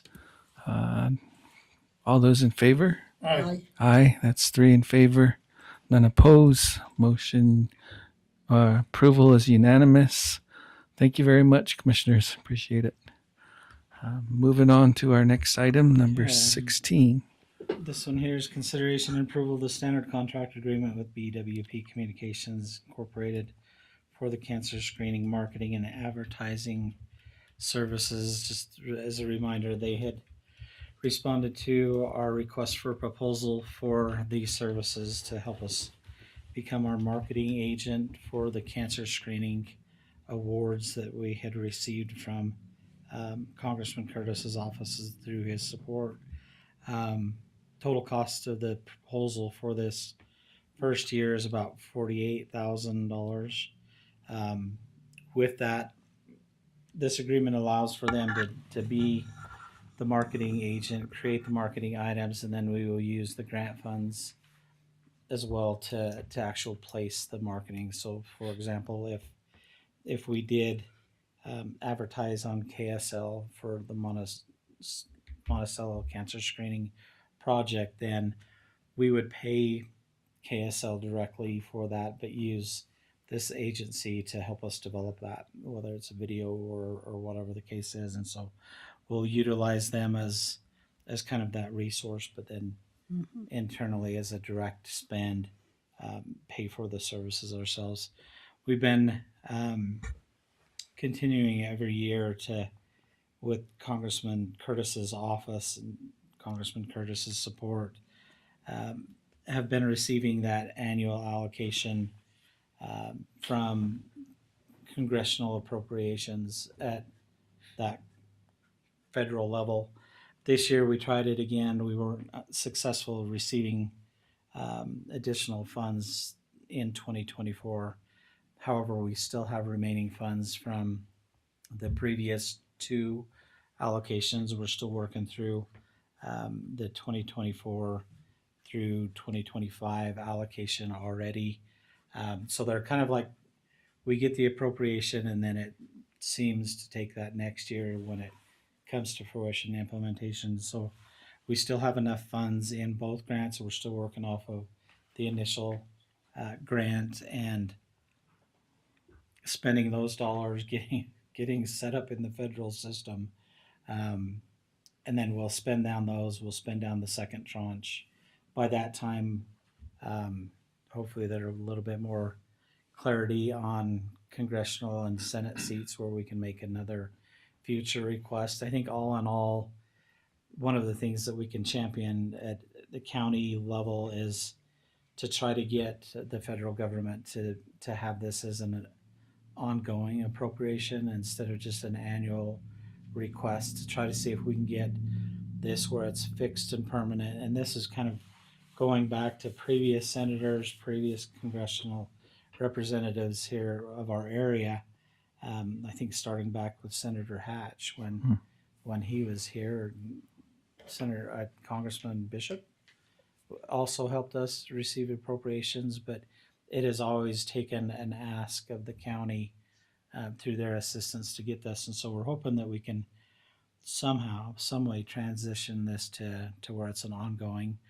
Just as a reminder, this was a federal government owned and operated mill, and the damage and everything that was caused from that mill site should be taken care of by the federal government. It shouldn't be just a one-time or nothing. Some of the questions that we receive from this, well, if I do go get the cancer screening and I do test positive for cancer, okay, then what? Mm-hmm. I mean, the screening is just good for the awareness. Okay, do you have it? But yet, if there is cancer that it can be related and attributed to the mill site, well, who picks up that dollar? So And that's something that will apply in the future, or something we apply this in year? the future. In the future. Mm-hmm. Because if it was this year, we can ask Senator Romney to help us to address that. But yeah, the budgets have been set and allocations have been made. You kind of see that in the news where they kind of continue to do a temporary stopgap funding with their budget. They don't approve a full budget. But we're hoping in the future we can make this request up to our senators and congressmen to get this annual appropriations instead of having to every year try to make a request through them. Really cool. I'll make a motion, we sign the letter. Motion This by one's a contract, so you're approving Contract. the contract for our marketing. all right. and now, second. Motion to approve the contract by Commissioner Adams, second by Commissioner Stubbs. Any other comments or questions, commissioners? Seeing or hearing none, let's vote. All those in favor? Aye. Aye. It's 3 in favor, none opposed. Unanimous approval for contract. Thank you much. Okay, thank you. And this next one is consideration and approval of the Gentle Iron Hawk Agreement with San Juan County. This one here, we had applied for homelessness, infection, disease reduction assistance funds through our local homeless coordinating committee. The state continues to offer grant opportunities for the county to be targeted towards our homeless citizens. And in this round here, we had reached out to participate with St. Christopher's Mission and Gentle Iron Hawk. There are 2 legitimate sheltering programs in the county. So we wanted to try to offer and provide them any assistance that we could.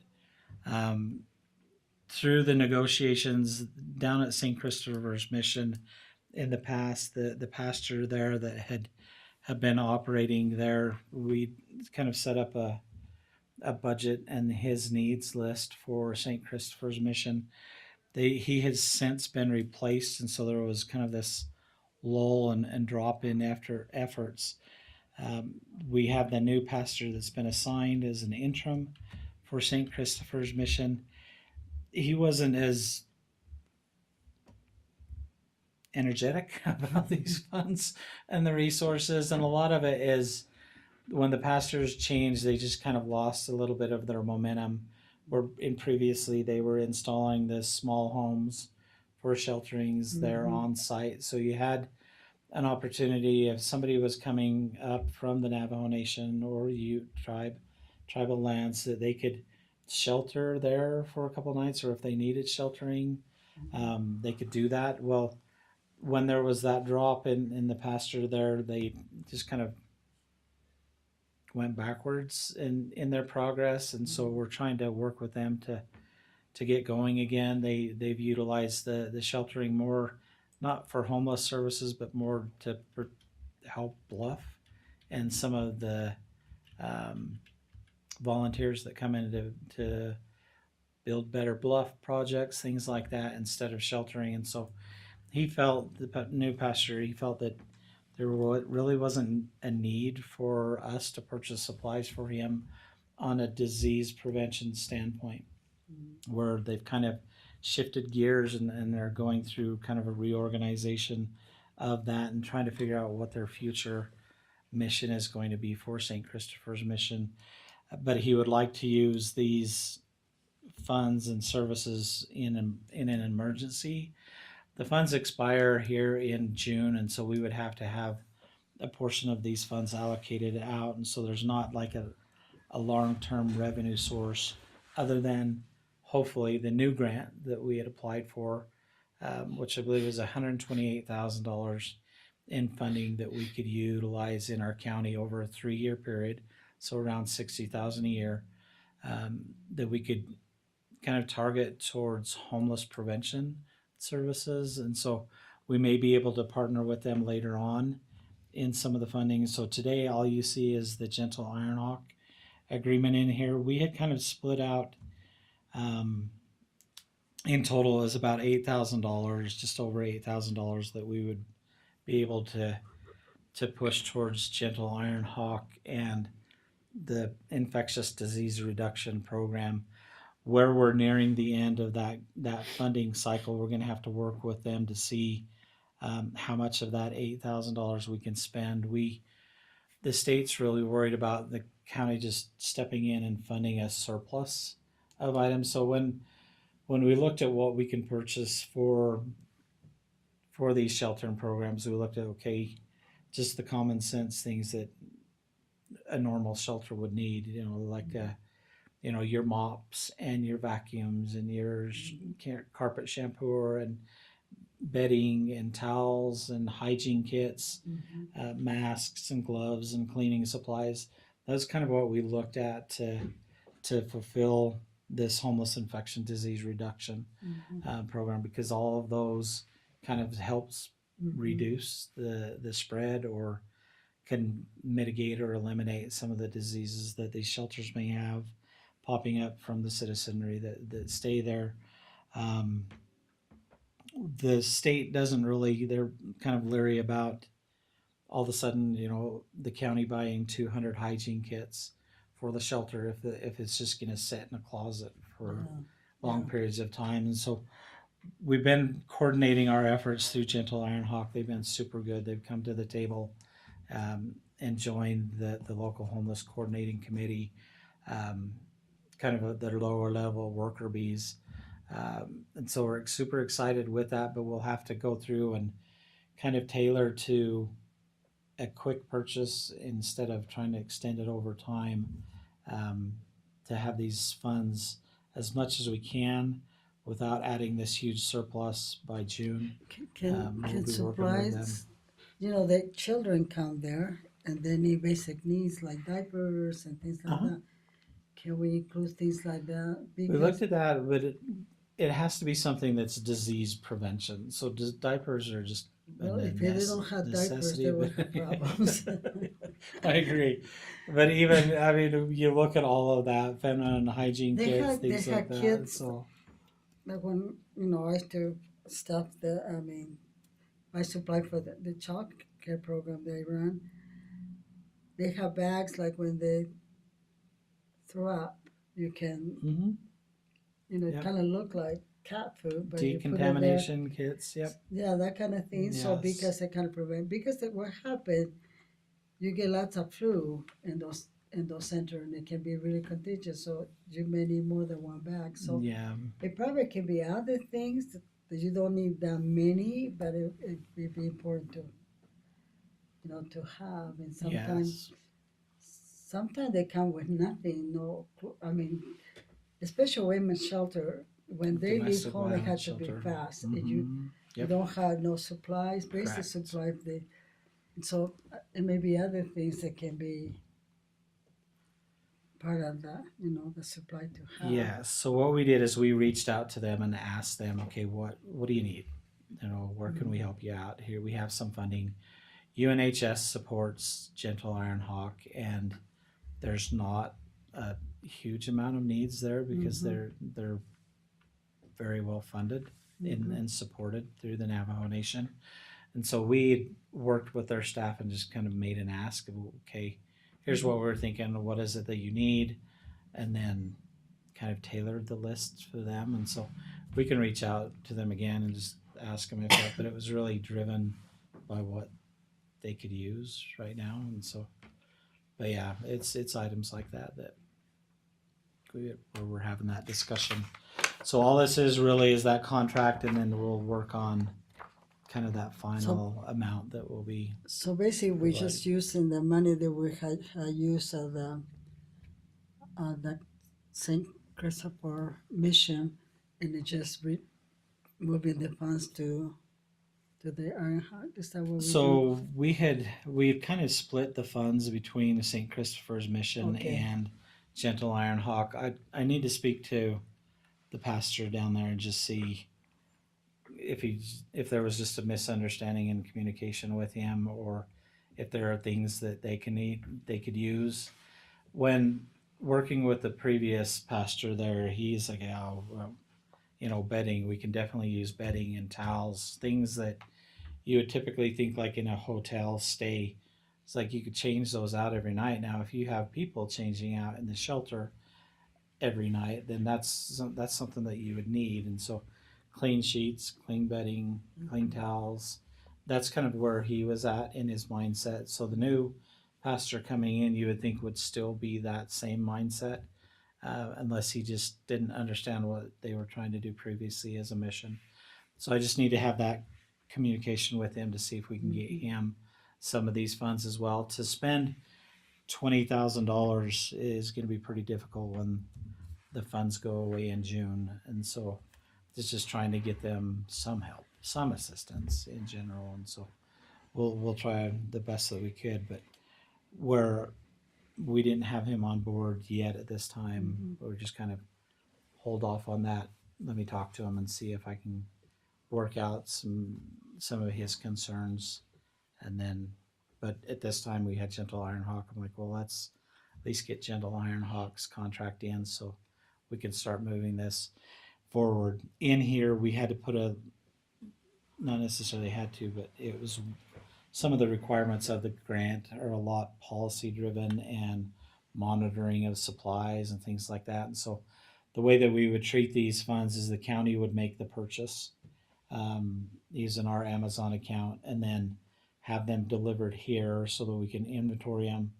Then we would deliver them to the shelter programs, and then in here they're also required to report back on utilization, how much they use, so that we can kind of track that inventory, so it just doesn't all of a sudden become missing. Now that's a state requirement of any entity taking these funds, and so we had to work through our policies and procedures through the Homeless Coordinating Council first to get those in place to implement them here in this contract so that we can move forward with the funds. And so timing isn't always the best, but yet to get everything in place where we now have it, it's okay, let's get the contracts out and try to push them some supplies to help minimize their costs. And so it'll continue to work, and hopefully we can get St. Christopher's Mission to. So is this a Sign up. different fund than the one we just applied? Did they come from two different organizations? The money that we just Yeah, that we just applied applied for. for, Is that a different organization? than same this one? state. They Okay. have the Office of Homeless Services that Okay. provide these funds. So same group, just different programs. Some of these funds are coming from federal grants that the state is receiving, which is one of those here. In this instance, is where the federal government released funds to the state for homeless infection reduction, and that was a part. COVID obviously was a big driver, and these funds are probably ARPA funds that were used as well. And so when they expire this year, it's like, well, the federal government expired them as well. Now they have newer programs, and the state also this year allocated more funds for homeless services as well as prevention throughout the whole entire state, because we're starting to see more and more of these rural counties having homeless individuals in their Well, communities. As people can afford housing, Correct. Yep. it's gonna be more and more. Yes. so- Anyway, so I mean, I was just gonna say maybe public health might have some ideas too. You know, So they're in tracking the- cooperation with this, so that we will utilize their services, and especially if you think about if we can get individuals in a sheltered system where we can educate them. UNHS does a pretty good job of educating people on their level, but it'll also be coordination with UNHS and public health.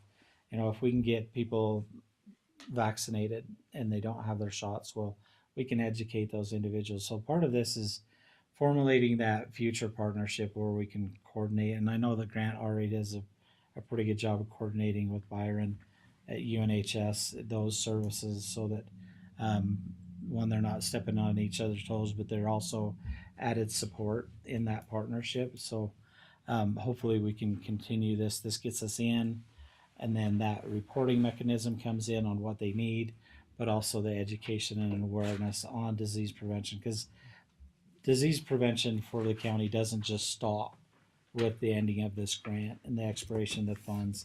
It's something that Grant and his teams continually do as we go out to, you know, our public health education programs, awareness campaigns, when we're at the events, you know, handing out our brochures, trying to get our public here better vaccinated and aware of some of the diseases that are here. I just seen today, Lieutenant Governor, she was posting, you know, measles awareness, where she had measles at a young age. Well, you're starting to see measles pop up again and come back on the radar, and you're thinking, well, everybody's vaccinated. Well, no, that's not the case. There's a strong contingent of anti-vaccinations, and so we need to continue all the time educating our population of what we're starting to see trend up, but more importantly is come and be vaccinated. We offer those services and we can help. So a lot of it is just working with our partners to get better awareness and education out there. sounds good. I make a motion, we approve the agreement. Motion by Commissioner Adams. I'll second it. Second by Commissioner Sorry. Stubbs. You're crawling. All right. Any other comments, commissioners? Aye. All right. All those in favor? Aye. Aye. That's 3 in favor. None opposed. Motion carries unanimously. That's for the Commission gentle reports. Earnhardt. Oh, All right. wow, look at that. Now, reports, right? Thank you. Also, Thanks, Grant. All right, commissioners. Anyone want to provide a report? I guess I'll start. Last Monday, I went to the funeral of Gary Holliday. Gary was an employee of the county for a long time in the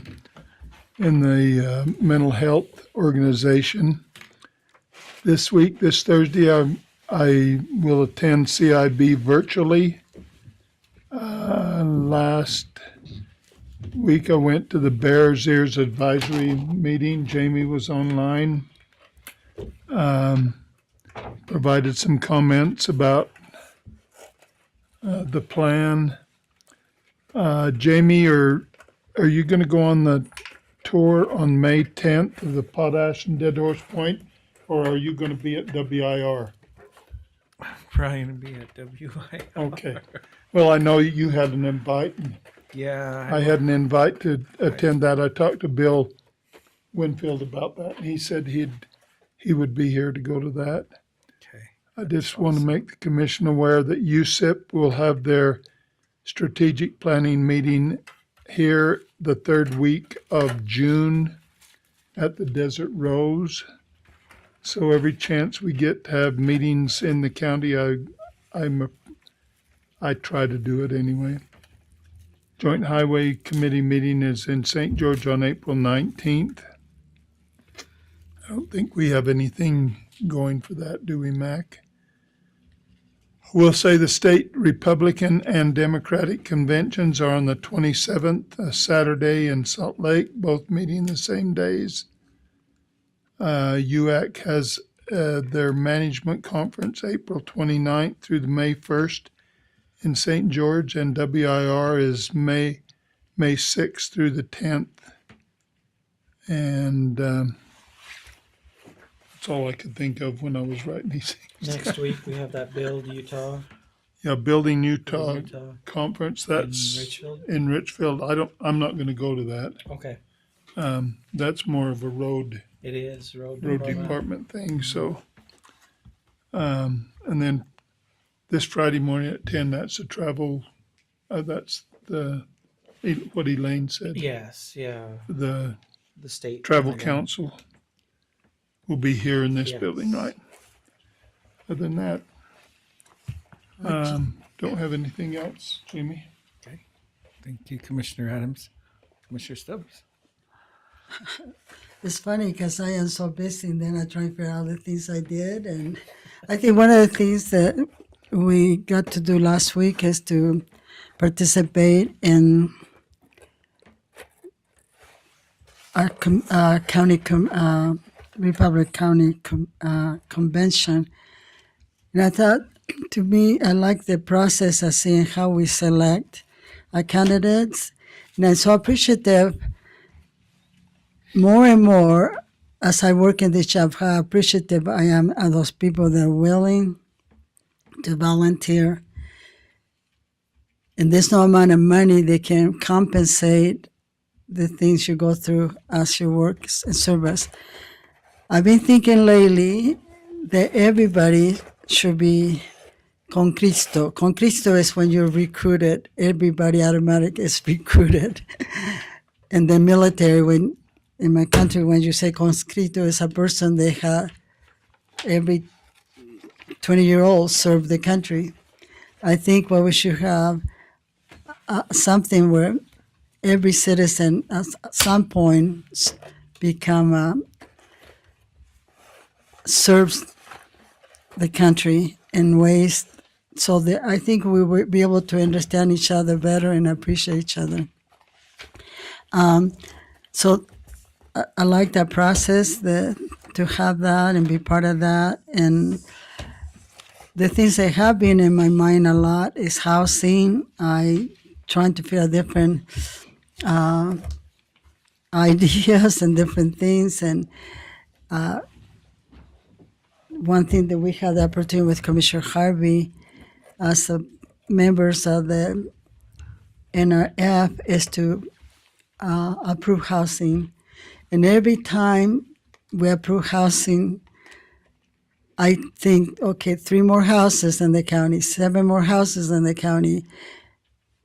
And I think probably in the last 2 meetings, between the 2 meetings, we probably had total of 10 or 11.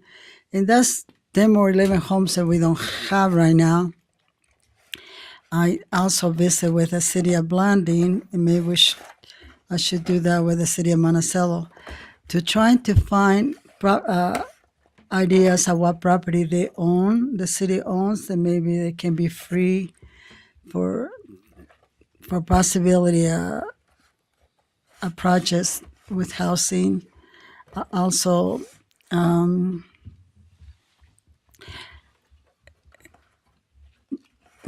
I drive around town looking for homes that probably can be a possibility for childcare, we need childcare really bad. In the area, there's one here that I've been looking. It used to be a childcare here. Anyway, so I have lots of other things.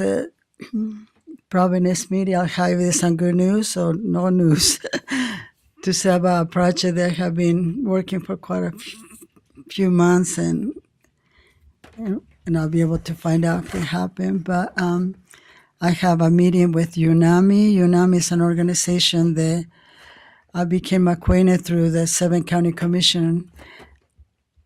And it is an organization that works with future energy and the energy that we use nowadays, renewable energy, things that with the rare earth minerals. And we have a meeting. Guy Latendra is the vice president of the company, and he's coming to town.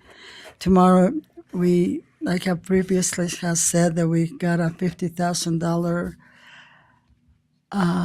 for a curriculum writing. And because I did not know much about this, I decided to do a research like I was doing a curriculum writing, and it's been really fun to learn about all the things that we need to, that we should know, so in order to appreciate what we have here in San Juan County. And so I'm excited about all the possibilities. By nature, I was one of those child that I was doing something, and sometimes I would get in trouble and sometimes not. But and I still have that kind of brain. My husband is happy that I'm busy with my project, not having him doing other projects. And so I am constantly trying to learn, because I think through knowledge it makes me a better commissioner. I am 2 weeks away of finishing a course on leadership that was, for me, was kind of hard because you have the gap of the technology, I guess, and other people can do it faster. But I'm so appreciative I'll be able to learn and see things with more education on subjects, the better the picture. And so I'm approached to have the opportunity anyway. So this few days we'll be busy with other things too, besides what I had in my agenda. There's a few things that came up today, new things. And anyway, so that's it. Very good. Did you close? I actually went out to San Pete County on the 15th. Oh, actually, I'm on the wrong month. Sorry. On the 18th. Trying to pull up my calendar. Sorry. Okay. March 25th was when I went out to San Pete County to tour their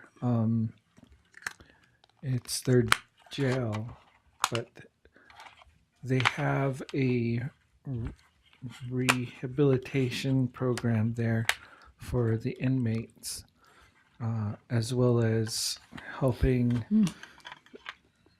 reduce recidivism for some of the repeat offenders. And they talked about their program being very successful.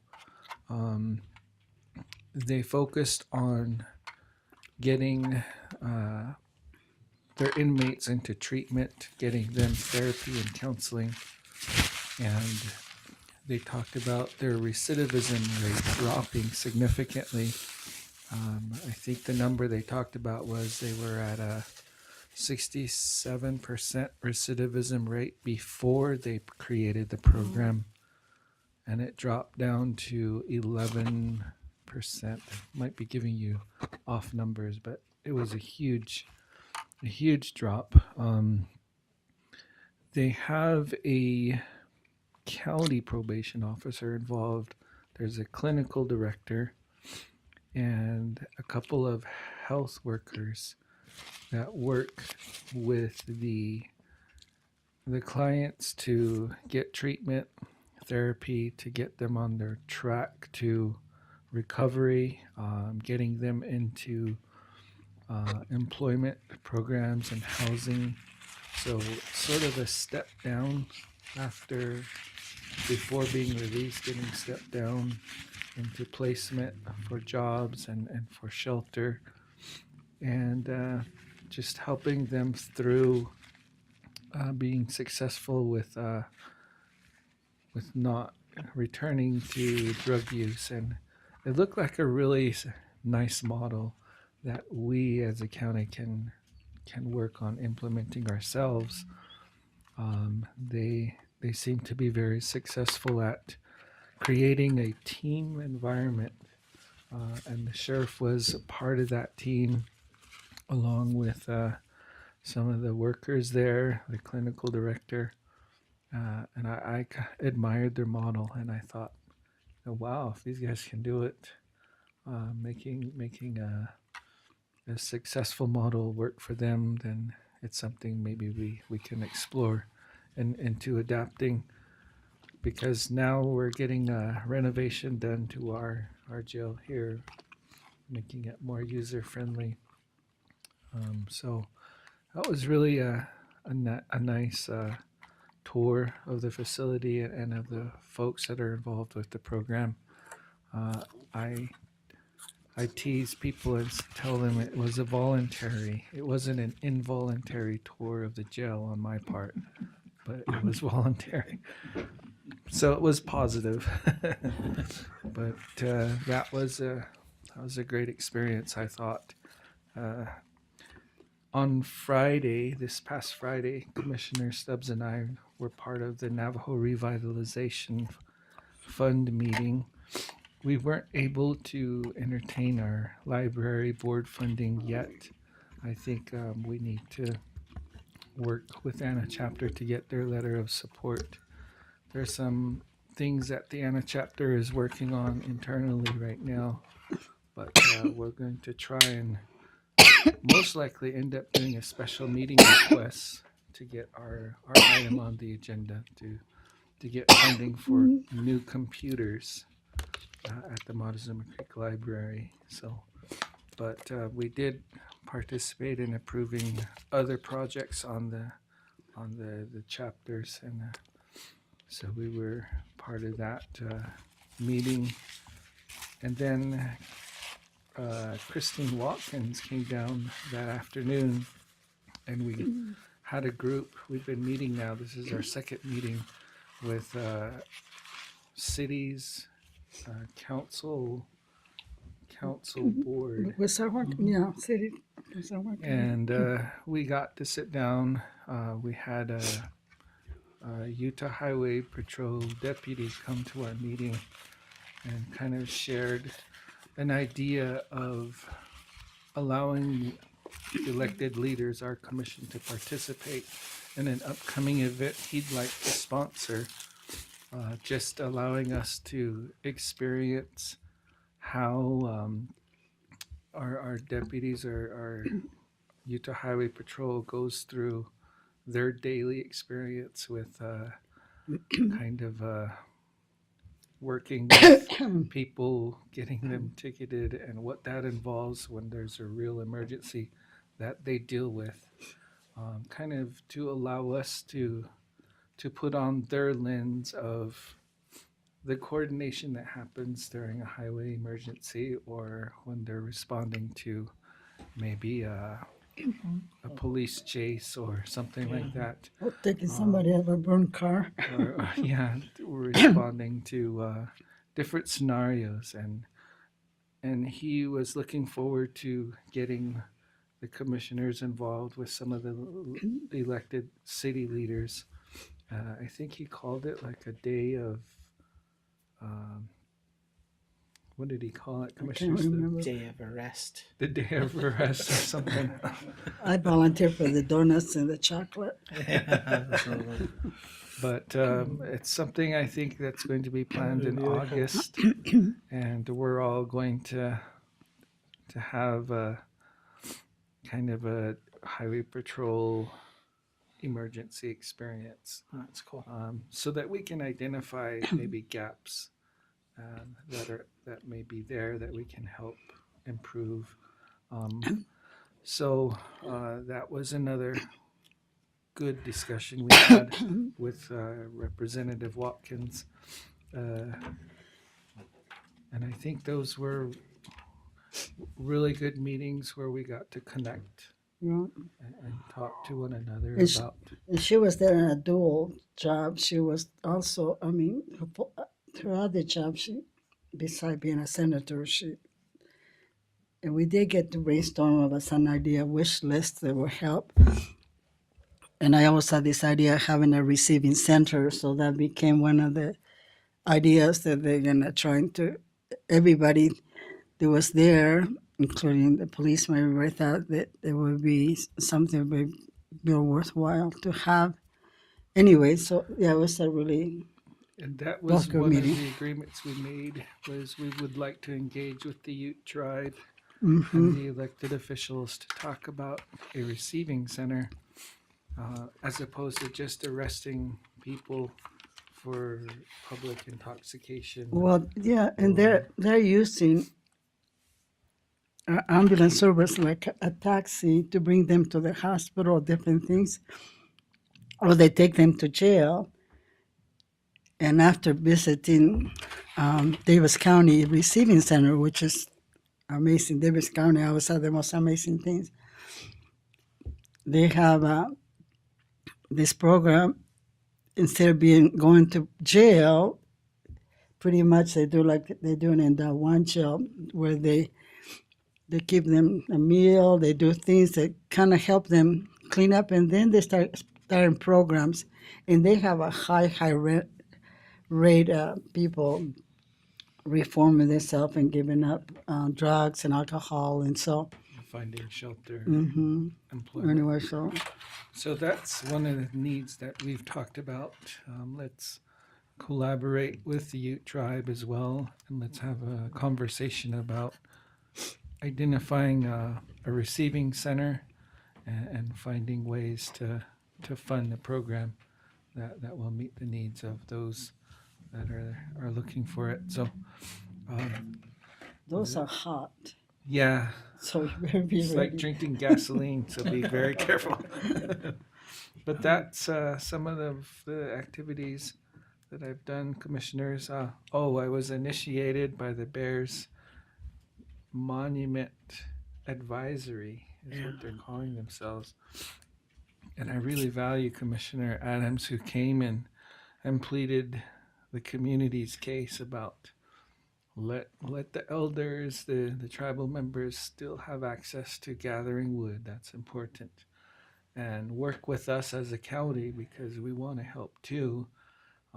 But don't make us pay all the costs, but help us to work with you on collecting garbage and making those agreements. Yeah, give us some money to help us. And also just reminding them, hey, you guys have the bigger portion of the area, and we only have less than 20%. So those were important and things that they needed to hear.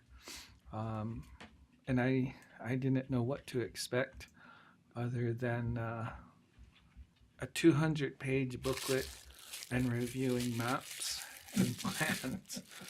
And it's a lot. It's a lot, but they are holding public hearings. They are scheduled on the BLM website. I think there was going to be one in Blanding and then one in Monument Valley. The next scheduled meeting was set for August, and there was a tour with it, it sounded like. So I get to go out into the wilderness to look at some specific sites there on the monument. But yeah, that was in my initiation into the federal system, I guess. So That's cool. yeah, but other than that's what I've done, Commissioner. So that'll wrap up my report, and I think it also gets us to our next controversial item, which is adjournment. I'll make a motion to adjourn. Motion to adjourn by Commissioner Adams, I'll second it. second by Commissioner Stubbs. Anyone want to debate those motions? No. All right. All those in favor, say aye. Aye. Aye. Aye. It's unanimous for ending our meeting.